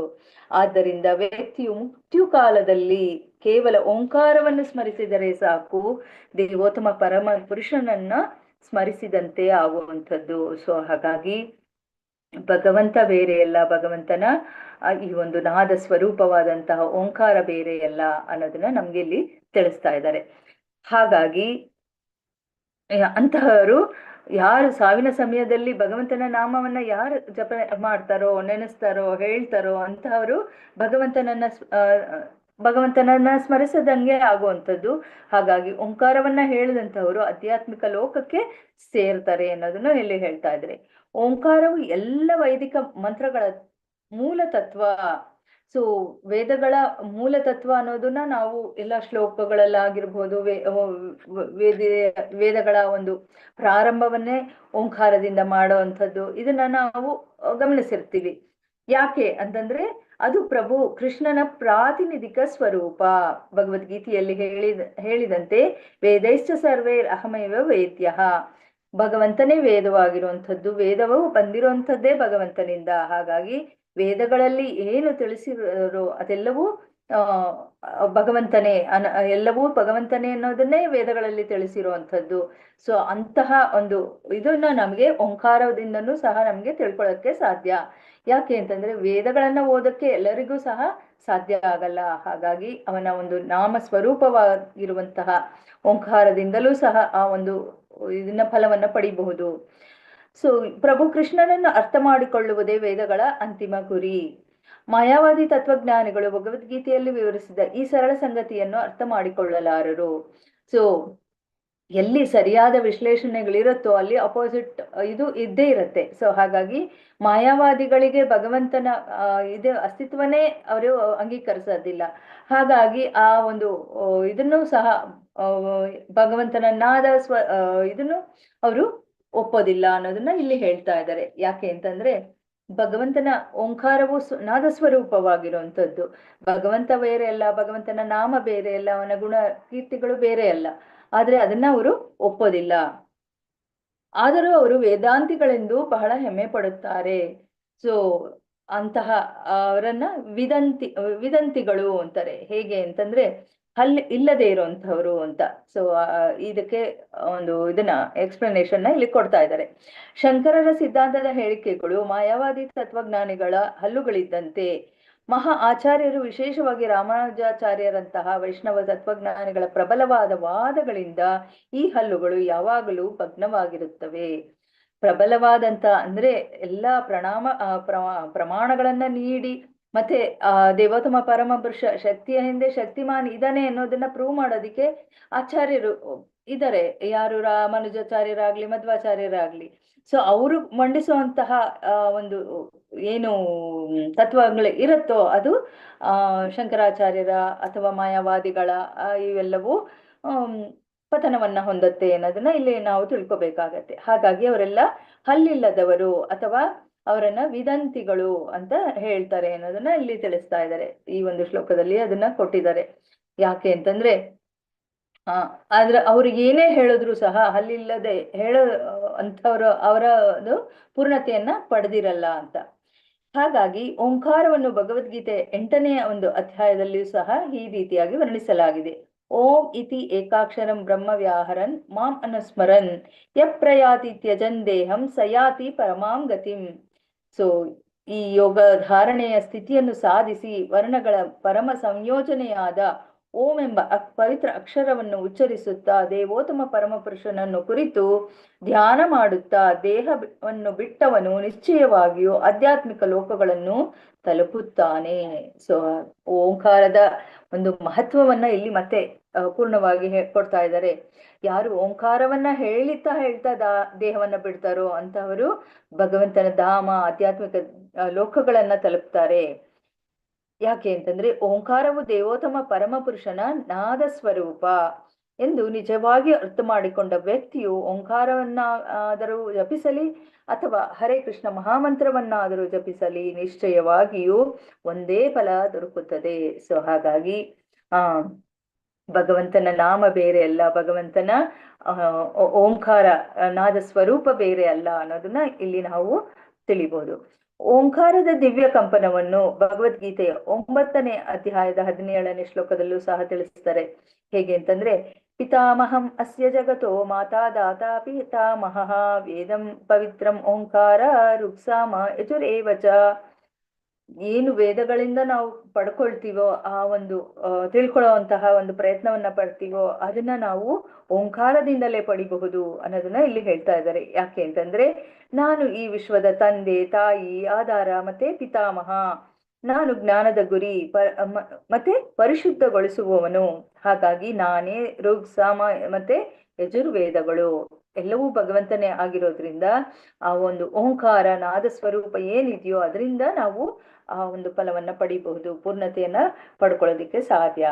ಅದೇ ರೀತಿಯಲ್ಲಿ ದಿವ್ಯನಾಮವಾದ ಓಂಕಾರವನ್ನು ಭಗವದ್ಗೀತೆಯ 17ನೇ ಒಂದು ಶ್ಲೋಕದಲ್ಲೂ ಸಹ ತಿಳಿಸ್ತಾ ಇದ್ದಾರೆ. ಏನಂತ, ಓಂ ತತ್ಸದಿತಿ ನಿರ್ದೇಶೋ ಬ್ರಹ್ಮಣಸ್ಯ ತ್ರಿವಿಧ ಸ್ಮೃತ ಬ್ರಹ್ಮಣಾಸ್ತೇನ ವೇದಾಶ್ಚ ಯಜ್ಞಾಚ ವಿಸ್ತಾಪುರ. ಅಂದ್ರೆ 17ನೇ ಅಧ್ಯಾಯದಲ್ಲಿ ಭಗವದ್ಗೀತೆಯಲ್ಲಿ ನಾವು ಭಗವಂತನಿಗಾಗಿ ಯಜ್ಞ ದಾನ ತಪಸ್ಸುಗಳನ್ನ ನಾವು ಮಾಡಲೇಬೇಕು. ಆದ್ರೆ ಅದನ್ನ ಯಾವ ರೀತಿಯಲ್ಲಿ ಮಾಡಬೇಕು, ಎಲ್ಲವನ್ನು ಭಗವಂತನಿಗೆ ಅರ್ಪಿಸಿ ಮಾಡಬೇಕು. ಸೊ ಹಾಗಾಗಿ ಓಂ ತತ್ ಸತ್ ಹೇಳಿ ನಾವು ಯಾವಾಗ ದಾನಗಳನ್ನ ಯಜ್ಞವನ್ನ ತಪಸ್ಸನ್ನ ಮಾಡ್ತೀವೋ ಅದು ಭಗವಂತನಿಗೆ ಅರ್ಪಿತವಾಗುವಂಥದ್ದು. ಸೊ ಅದನ್ನ ಇಲ್ಲಿ ಹೇಳ್ತಾ ಇದ್ದಾರೆ. ಸೃಷ್ಟಿಯಾದ ಕಾಲದಿಂದ ಓಂ ತತ್ ಸತ್ ಎನ್ನುವ ಶಬ್ದಗಳನ್ನು ಪರಮ ಪರಾತ್ಪರ ಸತ್ಯವನ್ನು ನಿರ್ದೇಶಿಸಲು ಬಳಸಲಾಯಿತು. ವೇದ ಸೂತ್ರಗಳನ್ನು ಹೇಳುವಾಗ ಮತ್ತು ಪರಮ ಪ್ರಭುವಿನ ಸಂತೃಪ್ತಿಗಾಗಿ ಯಜ್ಞಗಳನ್ನು ಮಾಡುವಾಗ ಯಜ್ಞಗಳಲ್ಲಿ ಬ್ರಾಹ್ಮಣರು ಇವುಗಳನ್ನು ಹೇಳುತ್ತಿದ್ದರು. ಓಂ ಅಂದ್ರೆ ಭಗವಂತ, ತತ್ ಸತ್ ಅಂದ್ರೆ ಸತ್ಯವಾಗಿರುವಂಥದ್ದು. ಹಾಗಾಗಿ ಎಲ್ಲವೂ ಸಹ ಭಗವಂತನದೇ ಅನ್ನೋದನ್ನ ಇಲ್ಲಿ ನಾವು ತಿಳಿಬಹುದು. ಮತ್ತೆ ಇನ್ನು ಹೇಳ್ತಾ ವೈದಿಕ ಸಾಹಿತ್ಯಗಳ ಉದ್ದಕ್ಕೂ ಓಂಕಾರ ಮಹಿಮೆಗಳನ್ನು ವಿಶೇಷವಾಗಿ ಪ್ರಸ್ತಾವಿಸಲಾಗಿದೆ. ಸೊ ವೈದಿಕ ಸಾಹಿತ್ಯದಲ್ಲಿ ಓಂಕಾರವನ್ನು ದೇವೋತ್ತಮ ಪರಮ ಪುರುಷನ ನಾಮಕಂಪನ ಎಂದೂ ಸಹ ಪರಿಗಣಿಸಲಾಗಿದೆ. ಸೊ ಈಗ ಹರೇ ಕೃಷ್ಣ ಮಹಾಮಂತ್ರವನ್ನ ಹೇಳದೇ ಇರುವಂತವರು ಭಗವಂತನ ಓಂಕಾರವನ್ನು ಹೇಳಿಯೂ ಸಹ ಆ ಒಂದು ಪೂರ್ಣವಾದಂತಹ ಫಲವನ್ನ ಪಡೆಯೋದಕ್ಕೆ ಸಾಧ್ಯ ಇದೆ. ಈ ದಿವ್ಯನಾಮ ಕಂಪನವು ಮಾತ್ರ ಬದ್ಧಾತ್ಮನನ್ನು ಮಾಯೆಯ ಹಿಡಿತದಿಂದ ವಿಮೋಚನೆ ಮಾಡಬಲ್ಲದು. ಕೆಲವು ಸಲ ಓಂಕಾರವನ್ನು ಉದ್ಧಾರಕ ಅಥವಾ ತಾರ ಎಂದೂ ಸಹ ಕರೆಯಲಾಗುತ್ತದೆ. ಸೊ ಏನು ನಮ್ಮ ಈ ಒಂದು ಬದ್ಧ ಜೀವನದಿಂದ ಮುಕ್ತವನ್ನಗೊಳಿಸುತ್ತೆ ಅಂದಾಗ ನಾವು ಹರೇ ಕೃಷ್ಣ ಮಹಾಮಂತ್ರವನ್ನ ಹೇಳ್ತೀವಿ. ಅದೇ ರೀತಿಯಲ್ಲೇ ಓಂಕಾರವೂ ಸಹ ನಮಗೆ ಈ ಒಂದು ಬದ್ಧ ಸ್ಥಿತಿಯಿಂದ ಮೇಲಕ್ಕೆ ಹೋಗೋದಿಕ್ಕೆ ಅದು ಸಹಾಯಕವಾಗಿದೆ. ಶ್ರೀಮದ್ ಭಾಗವತದಲ್ಲೂ ಸಹ ಓಂಕಾರನಾದದಿಂದ ಪ್ರಾರಂಭವಾಗುತ್ತದೆ. ಓಂ ನಮೋ ಭಗವತೆ ವಾಸುದೇವಾಯ. ಸೊ ಇದನ್ನು ಸಹ ನಾವು ನೋಡಿದೀವಿ. ಓಂ ನಮೋ ಭಗವತೆ ವಾಸುದೇವಾಯ ಅಂತ ಶ್ರೀಮದ್ ಭಾಗವತದಲ್ಲೂ ಸಹ ವ್ಯಾಸರು ಶುರು ಮಾಡಿರುವಂಥದ್ದು. ಆದ್ರಿಂದ ಓಂಕಾರವನ್ನು ಮಹಾವ್ಯಾಖ್ಯಾನರಾದ ಶ್ರೀಧರ ಸ್ವಾಮಿಗಳು ತಾರಾಂಕುರ ಐಹಿಕ ಜಗತ್ತಿನಲ್ಲಿ ಉದ್ಧರಿಸುವ ತಾರಕ ಬೀಜ ಎಂದು ವರ್ಣಿಸಿದ್ದಾರೆ. ಸೊ ಈಗ ತುಂಬಾ ಮುಖ್ಯವಾಗಿರುವಂತಹ ಒಂದು ಮಂತ್ರ ಅನ್ನೋದನ್ನ ಇಲ್ಲಿ ಹೇಳ್ತಾ ಇದ್ದಾರೆ. ಇವುಗಳೆಲ್ಲ ಅವನಿಗೆ ಸಮನಾಗಿಯೇ ಇದೆ, ಭಗವಂತನಿಗೆ ಸಮನಾಗಿರುವಂಥದ್ದು. ಹಾಗಾಗಿ ಇದು ಪವಿತ್ರ ನಾಮ ಅಥವಾ ಓಂಕಾರವು ದೇವೋತ್ತಮ ಪುರುಷನ ದಿವ್ಯ ಸ್ವರೂಪವಾಗಿದೆ. ನಾವು ಭಗವಂತನನ್ನ ಅವನ ಒಂದು ಹರೇ ಕೃಷ್ಣ ಮಹಾಮಂತ್ರದಿಂದ ನಾವು ಅವನನ್ನ ಸ್ಮರಿಸಬಹುದು, ಓಂಕಾರದಿಂದ ಸ್ಮರಿಸಬಹುದು. ಅವನ ಶಕ್ತಿ, ಗುಣಗಳು, ಲೀಲೆಗಳು ಇವೆಲ್ಲವನ್ನ ನಾವು ಕೇಳ್ತಾ ಅವನ ಸ್ಮರಣೆಯನ್ನ ಮಾಡಬಹುದು. ಆ ರೀತಿಯಾಗಿ ಅವನ ಎಲ್ಲ ಆ ಗುಣ, ಲೀಲೆ, ನಾಮ ಎಲ್ಲವೂ ಸಹ ಭಗವಂತ ಬೇರೆ ಅಲ್ಲ, ಭಗವಂತ ಆ ನಾಮ ರೂಪ ಗುಣಗಳು ಬೇರೆ ಅಲ್ಲ ಅನ್ನೋದನ್ನ ಇಲ್ಲಿ ನಾವು ತಿಳ್ಕೋಬಹುದು. ಯಾಕೆ ಅಂತಂದ್ರೆ ಎಲ್ಲವೂ ಸಹ ಭಗವಂತನ ಆ ದಿವ್ಯ ಶಕ್ತಿಗಳನ್ನ ಹೊಂದಿರುವಂಥದ್ದು. ಹಾಗಾಗಿ ಚೈತನ್ಯ ಮಹಾಪ್ರಭುಗಳು ಏನ್ ಹೇಳ್ತಾರೆ, ನಾಮಕಾರಿ ಬಹುಧಾ ನಿಜ ಸರ್ವಶಕ್ತಿ ತತ್ರಾಪಿತ ನಿಯಮಿತ ಸ್ಮರಣೇನ ಕಾಲಃ. ಯಾರು ಎಲ್ಲಾ ಶಕ್ತಿಗಳು ಪ್ರಭುವಿನ ಪವಿತ್ರ ನಾಮದ ಕಂಪನದಲ್ಲಿ ನಿಕ್ಷಿಪ್ತವಾಗಿವೆ. ಯಾಕೆ ಹರಿನಾಮವನ್ನ ಹೇಳ್ಬೇಕು ಅಂತಂದಾಗ ಎಲ್ಲ ಶಕ್ತಿಗಳು ಅದರಲ್ಲಿ ನಿಕ್ಷಿಪ್ತವಾಗಿದೆ. ಅದನ್ನ ನಾವು ಹೇಳ್ತಾ ಅದನ್ನ ನಾವು ಅರ್ಥ ಮಾಡ್ಕೊಳ್ಳೋದಿಕ್ಕೆ ಸಾಧ್ಯ ಆಗತ್ತೆ. ಆ ಶಕ್ತಿಗಳ ಒಂದು ಪ್ರಭಾವನ ನಾವು ತಿಳ್ಕೊಳ್ಳೋದಿಕ್ಕೆ ಸಾಧ್ಯ ಆಗತ್ತೆ ಅಥವಾ ಅನುಭವಿಸೋದಿಕ್ಕೆ ಸಾಧ್ಯ ಆಗತ್ತೆ. ಪ್ರಭುವಿನ ಪವಿತ್ರ ನಾಮ ಅಥವಾ ಓಂಕಾರವೇ ಸ್ವತಃ ದೇವೋತ್ತಮ ಪರಮಪುರುಷ ಎನ್ನುವುದರಲ್ಲಿ ಯಾವುದೇ ಅನುಮಾನವಿಲ್ಲ. ಮತ್ತೆ ಮತ್ತೆ ನಮ್ಗೆ ಅದನ್ನ ಹೇಳ್ತಾ ಇದ್ದಾರೆ. ಯಾರು ಓಂಕಾರ ಮತ್ತು ಪ್ರಭುವಿನ ಪವಿತ್ರ ನಾಮವನ್ನು ಹರೇ ಕೃಷ್ಣ ಮಹಾಮಂತ್ರವನ್ನು ಜಪಿಸುತ್ತಾರೋ ಅವರು ಕೂಡಲೇ ಪ್ರಭುವನ್ನು ನಾದ ರೂಪದಲ್ಲಿ ಸಂಧಿಸುತ್ತಾರೆ. ಸೊ ನಾವು ಹೇಳುವಂತಹ ಹರೇ ಕೃಷ್ಣ ಮಹಾಮಂತ್ರವಾಗಿರಬಹುದು, ಓಂಕಾರವಾಗಿರಬಹುದು, ಅದು ಭಗವಂತನ ನಾಮರೂಪವಾಗಿರೋದ್ರಿಂದ ನಾವು ನಾಮರೂಪದಲ್ಲಿ ಅವರನ್ನ ಸಂಧಿಸೋದಕ್ಕೆ ಸಾಧ್ಯವಾಗತ್ತೆ. ಸೊ ಹೇಗೆ ಭಗವಂತನನ್ನ ಸಂಧಿಸಬಹುದು ಅನ್ನೋದನ್ನ ಮತ್ತೆ ಇಲ್ಲಿ ನಾವು ತಿಳ್ಕೋಬಹುದು. ಓಂ ನಮೋ ನಾರಾಯಣಾಯ ಎಂಬ ಅಷ್ಟಾಕ್ಷರ ಮಂತ್ರವನ್ನು ಜಪಿಸುವುದರಿಂದಲೂ ಸಹ ನಾರಾಯಣನು ಪ್ರತ್ಯಕ್ಷನಾಗುತ್ತಾನೆ ಎಂದು ನಾರದ ಪಂಚರಾತ್ರದಲ್ಲಿ ಹೇಳುವಂಥದ್ದು. ಇನ್ನು ಮಾಂಡೂಕ ಉಪನಿಷತ್ತಲ್ಲಿ ಏನ್ ಹೇಳ್ತಾ ಇದ್ದಾರೆ ಅಂದ್ರೆ, ಇಂತಹದೇ ಒಂದು ಹೇಳಿಕೆಯಲ್ಲಿ ಆಧ್ಯಾತ್ಮಿಕ ಲೋಕದಲ್ಲಿ ಕಣ್ಣಿಗೆ ಬೀಳುವುದೆಲ್ಲ ಓಂಕಾರದ ಆಧ್ಯಾತ್ಮಿಕ ವಿಸ್ತರಣೆಯೇ ಎಂದು ಘೋಷಿಸಲಾಗಿದೆ. ಅಂದ್ರೆ ಓಂಕಾರದಲ್ಲಿ ಎಲ್ಲವೂ ಅಡಕವಾಗಿದೆ ಅನ್ನೋದನ್ನ ನಾವಿಲ್ಲಿ ತಿಳ್ಕೋಬಹುದು.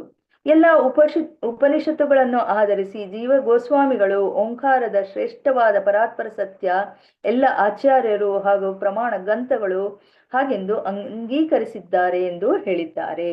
ಯಾಕೆ ನಾವು ಇದನ್ನ ಸ್ವೀಕರಿಸಬೇಕು ಅಂದಾಗ ಎಲ್ಲ ಆಚಾರ್ಯರು, ಶ್ರೇಷ್ಠವಾದಂತ ಆಚಾರ್ಯರು ಮತ್ತೆ ಎಲ್ಲ ಪ್ರಮಾಣ ಗ್ರಂಥಗಳು ಸಹ ಅದನ್ನ ಅಂಗೀಕರಿಸಿರೋದ್ರಿಂದ ನಾವು ಸಹ ಅದನ್ನ ಸ್ವೀಕರಿಸ್ಬೇಕಾಗತ್ತೆ. ಓಂಕಾರವು ಅನಾದಿ, ವ್ಯತ್ಯಾಸರಹಿತವಾದದ್ದು, ಪರಮೋನ್ನತವಾದದ್ದು ಹಾಗೂ ಕ್ಷೀಣತೆ ಮತ್ತು ಬಾಹ್ಯ ಕಲುಷತೆಯಿಂದ ಮುಕ್ತವಾದದ್ದು.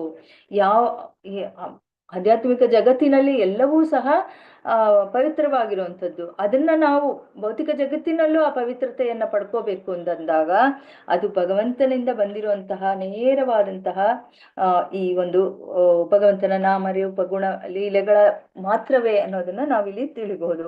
ಯಾಕೆ ಅಂತಂದ್ರೆ ಅಲ್ಲಿ ಹೇಳ್ತಾ ಇದ್ದಾರೆ, ಓಂಕಾರವು ಅನಾದಿ ಅಂದ್ರೆ ಪುರಾತನವಾದದ್ದು, ಮತ್ತೆ ವ್ಯತ್ಯಾಸರಹಿತವಾದದ್ದು, ಯಾವುದೇ ರೀತಿಯಾದಂತಹ ಒಂದು ಅದಕ್ಕೆ ಡಿಫರೆನ್ಸ್ ಅನ್ನೋದೇ ಇಲ್ಲ, ಪರಮೋನ್ನತವಾದದ್ದು ಹಾಗೂ ಕ್ಷೀಣತೆ ಮತ್ತು ಬಾಹ್ಯ ಕಲುಷಿತಗಳಿಂದ ಮುಕ್ತವಾಗಿರುವಂಥದ್ದು. ಅದಕ್ಕೆ ಯಾವುದೇ ರೀತಿ ಕಲುಷಿತವನ್ನು ಗೊಳ್ಳಲ್ಲ, ಮತ್ತೆ ಅದು ಯಾವುದೇ ರೀತಿಯಾದಂತಹ ಕ್ಷೀಣತೆಯನ್ನು ಪಡೆಯೋದಿಲ್ಲ. ಹಾಗಾಗಿ ಎಷ್ಟು ನಾವು ಹರೇ ಕೃಷ್ಣ ಮಹಾಮಂತ್ರವನ್ನಾಗ್ಲಿ ಓಂಕಾರವನ್ನಾಗ್ಲಿ ಜಪಿಸ್ತೀವೋ ಅಷ್ಟು ಅದರ ವೃದ್ಧಿ ಆಗ್ತಾ ಹೋಗುತ್ತೆ. ಓಂಕಾರವು ಪ್ರತಿಯೊಂದರ ಆದಿ ಮಧ್ಯ ಅಂತ್ಯ. ಸೊ ಯಾವುದು ಆದಿ, ಯಾವುದು ಮಧ್ಯ, ಯಾವುದು ಅಂತ್ಯ ಅಂತ ತಿಳಿಯುವಂತಹ ಒಂದು ಗೋಜನ್ನ ನಾವು ಪಡೆದೆ ಓಂಕಾರವನ್ನ ಜಪಿಸ್ತಾ ಇದ್ದಾಗ ಅದು ನಮ್ಗೆ ಅರ್ಥ ಆಗತ್ತೆ. ಹೀಗೆಂದು ಓಂಕಾರವನ್ನ ಅರ್ಥ ಮಾಡಿಕೊಳ್ಳುವ ಜೀವಿಯು ಓಂಕಾರದಲ್ಲಿ ಆಧ್ಯಾತ್ಮಿಕವಾಗಿ ವ್ಯಕ್ತಿತ್ವದ ಸಿದ್ಧಿಯನ್ನು ಪಡೆಯುತ್ತಾನೆ. ಸೊ ಸಿದ್ಧಿಯನ್ನು ಪಡೆಯೋದು ಅಂತಂದ್ರೆ ಭಗವಂತನನ್ನ ನಾವಲ್ಲಿ ಸೇರುವಂಥದ್ದು, ಸ್ಪಂದನೆಯನ್ನ ಮಾಡುವಂಥದ್ದು. ಹಾಗಾಗಿ ಅದನ್ನ ಇಲ್ಲಿ ತಿಳಿಸ್ತಾ ಇದ್ದಾರೆ. ಯಾಕೆ ಅಂತಂದ್ರೆ ಎಲ್ಲರ ಹೃದಯಗಳಲ್ಲೂ ಸ್ಥಿತವಾಗಿರುವಂತಹ ಭಗವಂತ ಅವನನ್ನ ನಾವು ಯಾವಾಗ ಓಂಕಾರದಿಂದ ನಾವು ಜಪಿಸಿದಾಗ, ಓಂಕಾರವು ದೇವೋತ್ತಮ ಪರಮ ಪುರುಷನಾದಂತಹ ಅವನು ಈಶ್ವರನಾಗಿದ್ದಾನೆ. ಇದನ್ನು ಭಗವದ್ಗೀತೆ 18.61 ದೃಢಪಡಿಸಿದೆ. ಈಶ್ವರ ಸರ್ವಭೂತಾನಾಂ ಉದ್ದೇಶೆ ಅರ್ಜುನ ತಿಷ್ಠತಿ. ಓಂಕಾರವು ವಿಷ್ಣುವಿಗೆ ಸಮ ಅನ್ನುವಂಥದ್ದನ್ನ ಹೇಳ್ತಾ ಇದ್ದಾರೆ. ಏಕೆಂದರೆ ಓಂಕಾರ ವಿಷ್ಣುವಿನಂತೆ ಸರ್ವವ್ಯಾಪಕ. ಸೊ ಭಗವಂತ ಆ ಒಂದು ವ್ಯಾಪಕತೆಯನ್ನ ನಾವು ತಿಳಿತಾ ಹೋದಷ್ಟು ಎಲ್ಲೆಲ್ಲೂ ಭಗವಂತ ಅಂದಾಗ ಅವನ ಒಂದು ಸೃಷ್ಟಿಯ ಒಂದು ಇದರಲ್ಲೇ ನಾವು ನೋಡಬಹುದು, ಒಂದು ಬ್ರಹ್ಮಾಂಡದಲ್ಲಿ ಅವನು ಹೇಗೆ ಗರ್ಭೋದಕಶಾಯ ವಿಷ್ಣುವಾಗಿ ಆ ಒಂದು ಕಾರಣೋದಕ ಜಲದಲ್ಲಿ ಗರ್ಭೋದಕ ಜಲದಲ್ಲಿ ಅವನು ಪವಡಿಸಿರ್ತಾನೆ. ಆ ಬ್ರಹ್ಮಾಂಡ ಅನ್ನುವಂಥದ್ದು ನಮಗೆ ಊಹೆಗೂ ಮೀರಿರೋಷ್ಟು ದೊಡ್ಡದು. ಸೊ ಹಾಗಾಗಿ ಎಲ್ಲೆಲ್ಲೂ ವ್ಯಾಪಿಸಿರುವಂತಹ ಭಗವಂತ ಅವನ ಒಂದು ಶಕ್ತಿಗಳು ಅನ್ನೋದನ್ನ ನಾವಿಲ್ಲಿ ಓಂಕಾರದಲ್ಲಿ ಇದೆ ಅನ್ನೋದನ್ನ ನಾವಿಲ್ಲಿ ನೋಡ್ಬೋದು. ಓಂಕಾರ ಮತ್ತು ಪ್ರಭು ವಿಷ್ಣು ಒಂದೇ ಎಂದು ತಿಳಿದವನು ಮುಂದೆಂದೂ ದುಃಖ ಪಡಬೇಕಾಗಿಲ್ಲ ಅಥವಾ ತೊಳಲಾಡಬೇಕಾಗಿಲ್ಲ. ಇಲ್ಲಿ ನಾವೇನಿದ್ರೂ ಅದನ್ನ ಆಚಾರ್ಯರಿಂದ ಎಲ್ಲವೂ ಸಹ ಪ್ರಮಾಣಿತವಾಗಿರೋದ್ರಿಂದ ನಾವು ಅದನ್ನ ತಿಳಿಬೇಕು. ಯಾಕೆ ಅಂತಂದ್ರೆ ಅದನ್ನೆಲ್ಲ ನಾವು ವಿಶ್ಲೇಷಣೆ ಮಾಡ್ತಾ ಹೋದಾಗ ನಾವು ಅದರ ಒಂದು ಪೂರ್ಣ ಫಲವನ್ನ ನಾವು ಪಡೆಯೋದಿಕ್ಕೆ ಸಾಧ್ಯವಾಗಲ್ಲ. ಓಂಕಾರವನ್ನು ಜಪಿಸುವವನು ಮುಂದೆಂದು ಶೂದ್ರನಾಗಿ ಉಳಿಯುವುದಿಲ್ಲ, ಅವನು ಕೂಡಲೇ ಬ್ರಾಹ್ಮಣನ ನೆಲೆಗೆ ಏರುತ್ತಾನೆ. ಹರಿದಾಸ ಠಾಕೂರರ ಒಂದು ಉದಾಹರಣೆಯನ್ನು ತಗೋಬಹುದು. ಚೈತನ್ಯ ಮಹಾಪ್ರಭುಗಳು ಅವರನ್ನ ಹೇಗೆ ಹರಿದಾಸ ಠಾಕೂರರನ್ನ ನಾಮಾಚಾರ್ಯರಂತ ಬಿರುದನ್ನೇ ಕೊಟ್ಬಿಟ್ರು ಅಲ್ವಾ, ಹಾಗೆ ಅವನು ಬ್ರಾಹ್ಮಣನ ನೆಲೆಗೆ ಏರ್ತಾನೆ. ಯಾರು ಭಗವಂತನ ನಾಮ ಜಪವನ್ನ ಮಾಡ್ತಾರೋ ಅಂತವರು ಬ್ರಾಹ್ಮಣನ ನೆಲೆಗೆ ಏರ್ತಾರೆ ಅಂತ. ಅಂದ್ರೆ ಬ್ರಾಹ್ಮಣ ಅಂದಾಗ ಅಲ್ಲಿ ತನ್ನ ಹುಟ್ಟಿನಿಂದ ಬಂದಂತಹ ರಾವಣನಾಗಿರಲ್ಲ ಅನ್ನೋದನ್ನು ಸಹ ನಾವಿಲ್ಲಿ ನೆನ್ಪಿಡ್ಬೇಕಾಗತ್ತೆ. ಕೇವಲ ಓಂಕಾರವನ್ನು ಜಪಿಸುವಷ್ಟರಿಂದಲೇ ಸಮಸ್ತ ಸೃಷ್ಟಿಯು ಒಂದು ಘಟಕ ಅಥವಾ ಪರಮಪ್ರಭುವಿನ ಶಕ್ತಿಯ ವಿಸ್ತರಣೆ ಎಂದು ವ್ಯಕ್ತಿಯು ಅರ್ಥ ಮಾಡಿಕೊಳ್ಳುತ್ತಾನೆ. ಇದಂ ಹಿ ವಿಶ್ವ ಭಗವಾನ್ ಇವೇತರೋ ಯಥೋ ಜಗತ್ ಸ್ಥಾನ ನಿರೋಧ ಸಂಭಾವಾಹ. ಇಲ್ಲಿ ಭಗವಂತನ ಸೃಷ್ಟಿ ಇದರಲ್ಲಿ ಹೇಳ್ತಾ ಇದ್ದಾರೆ, ಭಗವಂತ ಎಷ್ಟು ಇದು ನಮ್ಗೆ ಊಹೆಗೂ ಮೀರಿದಂಥವನು. ಅವನು ಪರಮಪ್ರಭು ದೇವೋತ್ತಮ ಪರಮಪುರುಷನು, ಸ್ವತಃ ಬ್ರಹ್ಮಾಂಡವಾಗಿದ್ದಾನೆ. ಸ್ವತಃ ಭಗವಂತನೇ ಬ್ರಹ್ಮಾಂಡವಾಗಿದ್ದಾನೆ, ಆದರೂ ಅವನು ಅದರಿಂದ ದೂರವಾಗಿದ್ದಾನೆ. ಅವನು ಯಾವುದನ್ನೂ ಸಹ ಹೇಗಿರ್ತಾನೆ, ಅವನು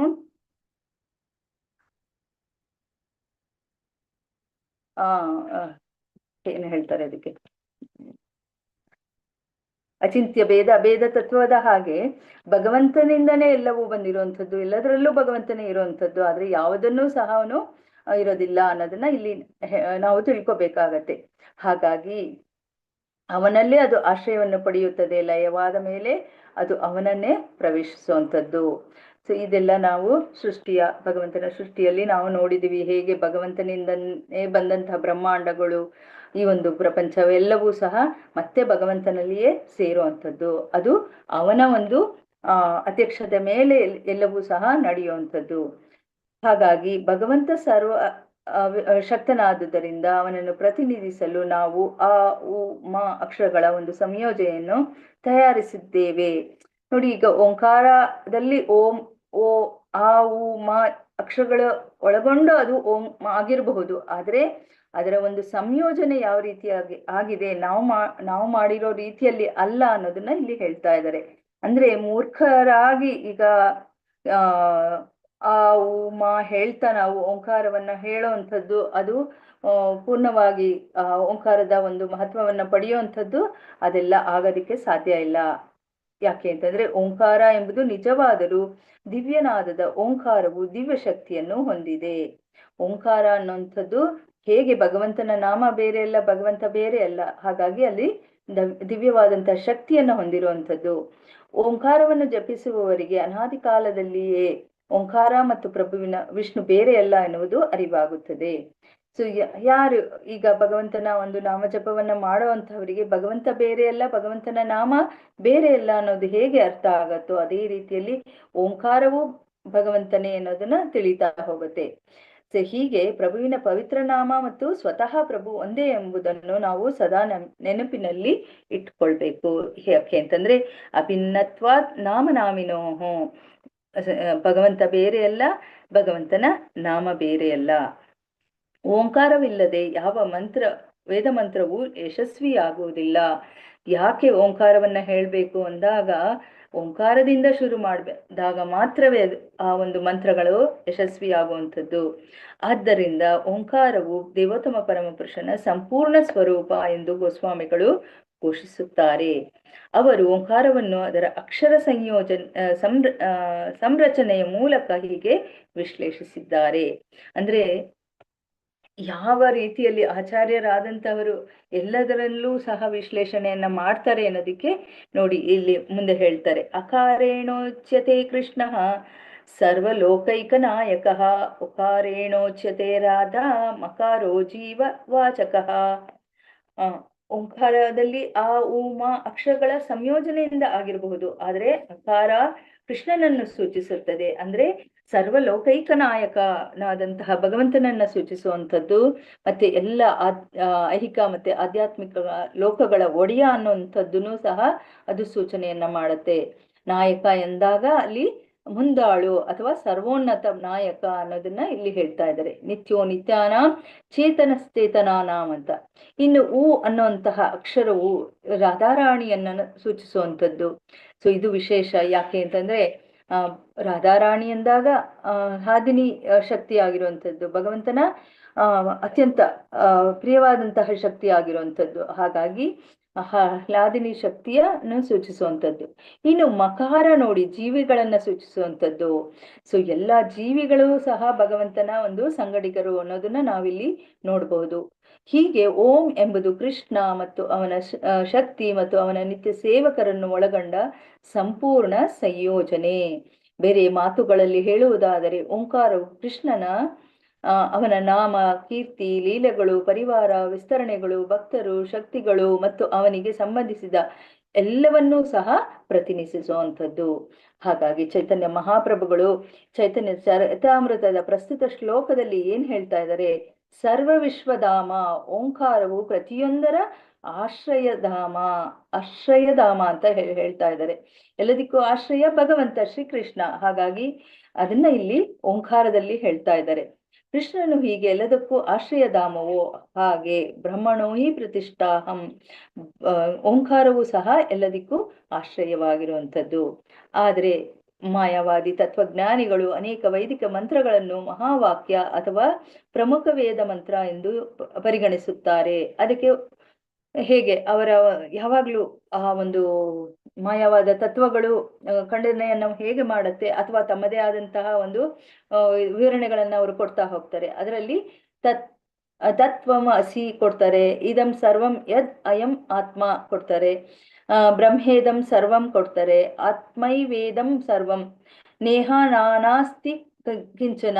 ಹೀಗೆ ಅವ್ರಿಗೆ ಚಾಂದೋಗ್ಯ ಉಪನಿಷತ್ತಾಗಿರಬಹುದು ಅಥವಾ ಬೃಹದಾರಣ್ಯಕ ಉಪನಿಷತ್ತಾಗಿರಬಹುದು ಮತ್ತೆ ಕಠೋಪನಿಷತ್ತಾಗಿರಬಹುದು, ಇದರಲ್ಲೆಲ್ಲ ಸೂಚಿಸುವಂಥದ್ದು ಇದೆಲ್ಲ ಕೇವಲ ಒಂದು ಮಹಾವಾಕ್ಯವಾಗಿರುವಂಥದ್ದು, ಅದು ಓಂಕಾರಕ್ಕೆ ಸರಿಸಮವಲ್ಲ ಅನ್ನೋದನ್ನ ಇಲ್ಲಿ ಹೇಳ್ತಾ ಇದ್ದಾರೆ. ಹಾಗಾಗಿ ತ್ವಂ ಅಸಿ ಎಂಬ ಮಂತ್ರವು ಕೇವಲ ವೇದಗಳ ಭಾಗಶಃ ಅರಿವನ್ನು ಸೂಚಿಸುವಂಥದ್ದು, ಆದರೆ ಓಂಕಾರವು ವೇದಗಳ ಸಂಪೂರ್ಣ ಅರ್ಥವನ್ನು ಪ್ರತಿನಿಧಿಸುತ್ತದೆ. ಆದ್ದರಿಂದ ಎಲ್ಲ ವೈದಿಕ ಜ್ಞಾನಗಳನ್ನು ಒಳಗೊಂಡಂತಹ ದಿವ್ಯನಾದವು ಓಂಕಾರ ಪ್ರಣವ ಅಂತ ಇಲ್ಲಿ ಹೇಳ್ತಾ ಇದ್ದಾರೆ. ಇನ್ನು ಓಂಕಾರವನ್ನು ಬಿಟ್ಟು ಶಂಕರಾಚಾರ್ಯರ ಅನುಯಾಯಿಗಳು ಉಚ್ಚರಿಸಿದ ಯಾವುದೇ ಶಬ್ದಗಳು ಮಹಾವಾಕ್ಯ ಎಂದು ಪರಿಗಣಿಸಲಾಗುವುದಿಲ್ಲ. ಅವು ಕೇವಲ ಚಲಾವಣೆಯ ಹೇಳಿಕೆಗಳಷ್ಟೇ.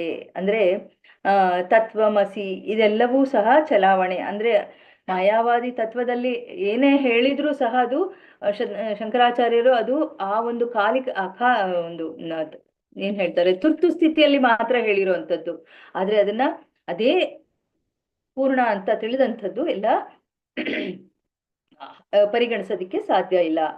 ಹಾಗಾಗಿ ಜೀವಿಗಳು ಮತ್ತು ಪರಾತರ ಸತ್ಯನಿಗೆ ಪ್ರತ್ಯೇಕ ಅಸ್ತಿತ್ವವಿಲ್ಲ ಎಂದು ಸಾಧಿಸುವುದು ಅದರ ಉದ್ದೇಶವಾಗಿರುವಂಥದ್ದು. ಆ ಒಂದು ಮಾಯಾವಾದಿಗಳ ಒಂದು ನಿದರ್ಶನಗಳು. ಇದು ಭಗವದ್ಗೀತೆಯಿಂದ ಅಹಿಂಸಾ ತತ್ವವನ್ನು ಪ್ರತಿಪಾದಿಸಲು ಪ್ರಯತ್ನಿಸುವ ರಾಜಕಾರಣಿಯ ಕ್ರಮದ ಆಗಿದೆ. ಕೃಷ್ಣನು ಅಸುರರ ವಿಷಯದಲ್ಲಿ ಉಗ್ರವಾಗಿದ್ದನು, ಕೃಷ್ಣನು ಉಗ್ರನಾಗಿರಲಿಲ್ಲ ಎಂದು ಸಾಧಿಸಲು ಪ್ರಯತ್ನಿಸುವುದು ಕೊನೆಗೆ ಕೃಷ್ಣನನ್ನೇ ನಿರಾಕರಿಸಿದಂತೆ. ಸೊ ಇದೆಲ್ಲ ಮಾಯಾವಾದ ತತ್ವಗಳ ಹೇಗೆ ಅವರು ನಿರಾಕರಣೆಯನ್ನ ಮಾಡ್ತಾರೆ ಅನ್ನೋದನ್ನ ಇಲ್ಲಿ ಹೇಳ್ತಾ ಇದ್ದಾರೆ. ವೇದಾಂತ ಸೂತ್ರವನ್ನು ಕುರಿತ ಶಂಕರಾಚಾರ್ಯರ ವಿವರಣೆಯೂ ಹಾಗೆಯೇ ಇದೆ. ಸೀಮಿತದಲ್ಲಿರುವ ಮತ್ತು ವಿವೇಚನಾಶೀಲನಾದ ಯಾವ ಮನುಷ್ಯನು ಇದನ್ನು ಒಪ್ಪುವುದಿಲ್ಲ.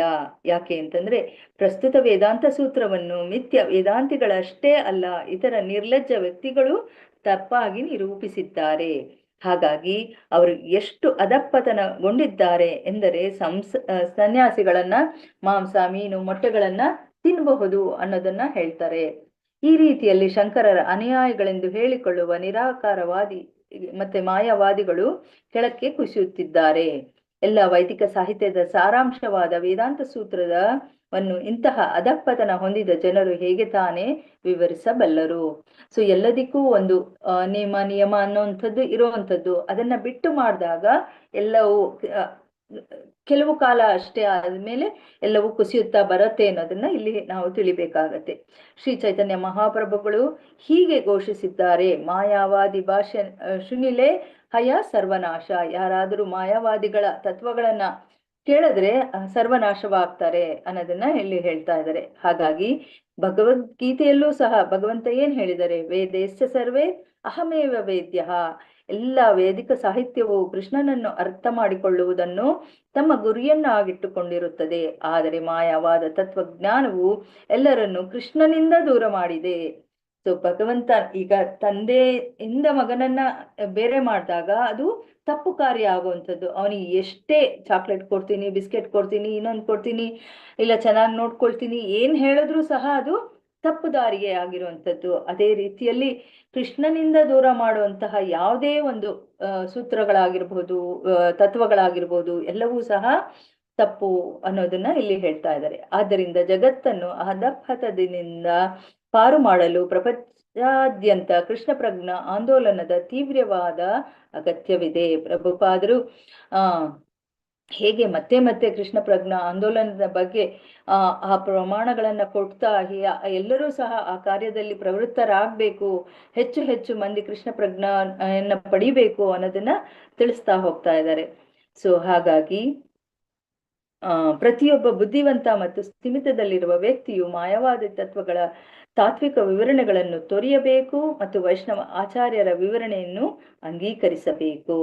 ವೇದಗಳ ನಿಜವಾದ ಅರ್ಥವನ್ನು ತಿಳಿಯಲು ವ್ಯಕ್ತಿಯು ಭಗವದ್ಗೀತಾ ಯಥಾರೂಪವನ್ನ ಓದಬೇಕು. ಮೊದಲನೇದಾಗಿ ಭಗವದ್ಗೀತೆಯನ್ನ ಓದಿದಾಗ ಅವರಿಗೆ ಎಲ್ಲವೂ ಸಹ ಅರ್ಥ ಆಗುವಂಥದ್ದು. ಯಾಕೆ ಅಂತಂದ್ರೆ ಮೊದಲನೇದಾಗಿ ದೇವೋತ್ತಮ ಪರಮಪುರುಷ ಶ್ರೀಕೃಷ್ಣ ಅನ್ನೋದೇ ತಿಳಿದೆ. ಯಾವುದೇ ಒಂದು ರೀತಿಯಾದಂತಹ ತತ್ವಗಳನ್ನಾಗ್ಲಿ ಅವರು ಇದನ್ನ ಶಾಸ್ತ್ರಗಳನ್ನ ವಿರೋಧವಾಗಿ ಬರೀಲಿ, ಅಲ್ಲಿ ಎಲ್ಲವೂ ಸಹ ತಪ್ಪಾಗಿರುವಂಥದ್ದು, ಅಧಃಪತನವನ್ನ ಹೊಂದುವಂಥದ್ದು. ಅದು ಈಗ ಶಂಕರಾಚಾರ್ಯರು ಮಾಡಿರುವಂತಹ ಒಂದು ಮಾಯಾವಾದಿ ದರ್ಶನ ಏನಿದೆಯೋ ಅದು ತುರ್ತು ಪರಿಸ್ಥಿತಿ ಆಗಿತ್ತು. ಬೌದ್ಧ ಧರ್ಮದ ಆ ಒಂದು ಇದನ್ನ ಖಂಡಿಸಬೇಕಾಗಿತ್ತು, ಹಾಗಾಗಿ ಅವರು ಮಾಡಿದ್ರು. ಆದ್ರೆ ಅವರ ಒಂದು ಅನುಯಾಯಿಗಳು ಮಾಡ್ತಾ ಇರುವಂಥದ್ದು ಎಲ್ಲವೂ ಸಹ ತಪ್ಪು ದಾರಿ, ಅಂದ್ರೆ ಕೃಷ್ಣನಿಂದ ಎಲ್ಲರನ್ನು ದೂರ ಕರ್ಕೊಂಡು ಹೋಗುವಂತಹ ಮಾರ್ಗವಾಗಿರುವಂಥದ್ದು. ಅದು ಖಂಡಿತವಾಗ್ಲೂ ಪೂರ್ಣತೆಯನ್ನ ಪಡೆಯೋದಿಕ್ಕೆ ಸಾಧ್ಯ ಆಗಲ್ಲ ಅನ್ನೋದನ್ನ ಇಲ್ಲಿ ಹೇಳ್ತಾ ಇದ್ದಾರೆ. ಹರೇ ಕೃಷ್ಣ. ಹರೇ ಕೃಷ್ಣ. ಮತ್ತೆ ಹರೇ ಕೃಷ್ಣ. ಒಂದೇ ಒಂದು ಶ್ಲೋಕ ಆಯ್ತಲ್ಲ. ಎಷ್ಟು ದೊಡ್ಡ ಭಾವಾರ್ಥ. ತುಂಬಾ ದೊಡ್ಡ ಆಯ್ತು, 6 ಗಂಟೆ ಬಿಡ್ತೀನಿ. ಇದೊಂದು ಮುಗಿಸ್ಬಿಡೋಣ. ಸರ್ವಾಶ್ರಯೇಶ್ವರೇರ ಪ್ರಣವ ಉದ್ದೇಶ ತತ್ವಂ ಅಸಿ ವಾಕ್ಯ ಹಯ ವೇದೇರ ಏಕದೇಶ. ಯಾರಾದ್ರೂ ಓದಿ, ಇಲ್ಲಿ ಭಾವಾರ್ಥ ಎಲ್ಲ ಒಂದೇ ಲೈನ್ ಇದೆ. ಸಾಯಿಲಕ್ಷ್ಮಿ ಮಾತಾಜಿ. ಮಾತಾಜಿ ನಾನು ಓದ್ತೀನಿ. ಅಲ್ಲ, ನಿಮ್ ಟರ್ನ್ ಬಂದಾಗ ಕರಿತೀನಿ ಮಾತಾಜಿ. ಅಲ್ಲಿ ಓದ್ಬೇಕು. ಸಾಯಿಲಕ್ಷ್ಮಿ ಮಾತಾಜಿ ಓದಿ, ಇಲ್ಲ ಶ್ರುತಿ ಮಾತಾಜಿ ಓದಿ. ಹರೇ ಕೃಷ್ಣ ಮಾತಾಜಿ. ಓದಿ ಮಾತಾಜಿ.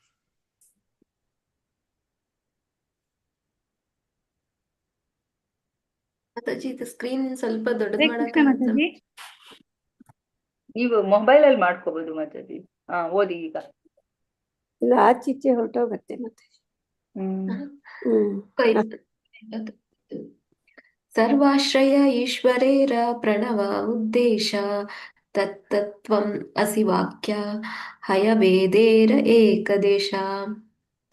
ಸರ್ವ ಆಶ್ರಯ ಎಲ್ಲದರ ಭಂಡಾರ, ಈಶ್ವರೇರ ದೇವೋತ್ತಮ ಪರಮಪುರುಷನ ಪ್ರಣವ ಓಂಕಾರ, ಉದ್ದೇಶ ತತ್ತತ್ವಂ ಅಸಿ ವೈದಿಕ ಮಂತ್ರ ನೀನು ಅದೇ ಆಗಿದ್ದೀಯೇ, ವಾಕ್ಯ ಹೇಳಿಕೆ ಹಯ ಉಂಟಾಗುತ್ತದೆ, ವೇದೇರ ವೈದಿಕ ಸಾಹಿತ್ಯದ ಏಕದೇಶ ಭಾಗಶಃ ಅರಿವು, ಅನುವಾದ ಭಾವಾರ್ಥ ಪ್ರಭುಪಾದರಿಗೆ ಜಯವಾಗಲಿ.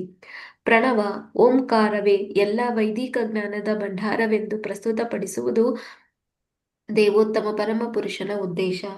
ತತ್ತತ್ವಂ ಅಸಿ ಎಂಬ ಶಬ್ದಗಳು ವೈದಿಕ ಜ್ಞಾನದ ಭಾಗಶಃ ವಿವರಣೆಯಷ್ಟೇ. ಭಾವಾರ್ಥ: ತತ್ತತ್ವಂ ಅಸಿ ಎಂದರೆ ನೀನೇ ಆಧ್ಯಾತ್ಮಿಕ ಪುರುಷನಾಗಿದ್ದೀಯೇ. ಹರೇ ಕೃಷ್ಣ ಮಾತಾಜಿ. ಧನ್ಯವಾದ ಮಾತಾಜಿ. ಹರೇ ಕೃಷ್ಣ. ಶ್ರೀಲ ಪ್ರಭುಪಾದರಿಂದ ಶ್ರೀಲ ಪ್ರಭುಪಾದರಿಗೆ ಜಯವಾಗಲಿ. ಈ ಮಾಯಾವಾದಿಗಳ ಈ ಒಂದು ಇದನ್ನ ನಾನು ಹೇಳ್ಬೇಕಂತ ಈ ಒಂದು ಶ್ಲೋಕವನ್ನ ಓದಿಸ್ದೆ. ತತ್ವಮಸಿ ಅಂತಂದಾಗ ನೀನೇ ಆಧ್ಯಾತ್ಮಿಕ ಪುರುಷ ಅನ್ನೋದನ್ನ ಅವರು ತಮ್ಮ ಒಂದು ಇದರಲ್ಲಿ ಬಳಸ್ಕೊಳ್ತಾ ಇದ್ದಾರೆ. ಸೊ ಹಾಗಾಗಿ ಯಾರೂ ಸಹ ಆಧ್ಯಾತ್ಮಿಕ ಪುರುಷನಾಗೋದಿಕ್ಕೆ ಸಾಧ್ಯ ಆಗಲ್ಲ. ಭಗವಂತನ ಒಂದು ಆಧ್ಯಾತ್ಮಿಕ ಲೋಕದಲ್ಲಿ ಇರುವಂತಹವ್ರು ಮಾತ್ರವೇ. ಭಗವಂತನೊಬ್ಬನೇ ಸಹ ಪೂರ್ಣವಾಗಿರುವಂಥವನು. ಹಾಗಾಗಿ ಅದನ್ನ ಖಂಡಿಸ್ಬೇಕಾಗತ್ತೆ ಅನ್ನೋದನ್ನ ನಾವು ನೋಡ್ಬೋದು. ಮತ್ತೆ ಇಲ್ಲಿ ಪ್ರಣವ ಓಂಕಾರವೇ ಎಲ್ಲ ವೈದಿಕ ಜ್ಞಾನದ ಭಂಡಾರ. ಹಾಗಾಗಿ ದೇವೋತ್ತಮ ಪರಮ ಪುರುಷನ ಉದ್ದೇಶ ಏನು, ಭಗವಂತನೇ ಸರ್ವ ಅನ್ನೋದನ್ನ ನಾವು ತಿಳಿಬೇಕೇ ಹೊರ್ತು ನಾವೇ ಆಧ್ಯಾತ್ಮಿಕ ಪುರುಷ ಅನ್ನೋದನ್ನ ತಿಳಿಯೋದಿಕ್ಕೆ ಸಾಧ್ಯ ಇಲ್ಲ.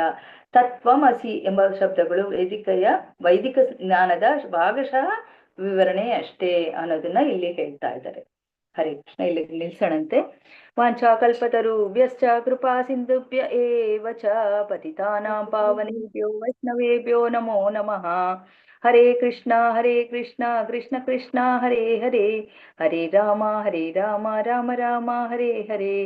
ಶ್ರೀ ರಾಧಾ ಗೋವಿಂದ ಕಿ ಜೈ, ಶ್ರೀಲ ಪ್ರಭುಪಾದ್ ಕಿ ಜೈ. ಇಲ್ಲಿ ನೆರೆದಿರುವಂತಹ ಎಲ್ಲ ಭಕ್ತವೃಂದರಿಗೂ ಜೈ. ಹರೇ ಕೃಷ್ಣ. ಎಲ್ಲರಿಗೂ ಧನ್ಯವಾದಗಳು. ಧನ್ಯವಾದಗಳು ಮಾತಾಜಿ. ಹರೇ ಕೃಷ್ಣ ಮಾತಾಜಿ. ಹರೇ ಕೃಷ್ಣ. ದಂಡೋತ್ ಪ್ರಣಾಮ ಮಾತಾಜಿ.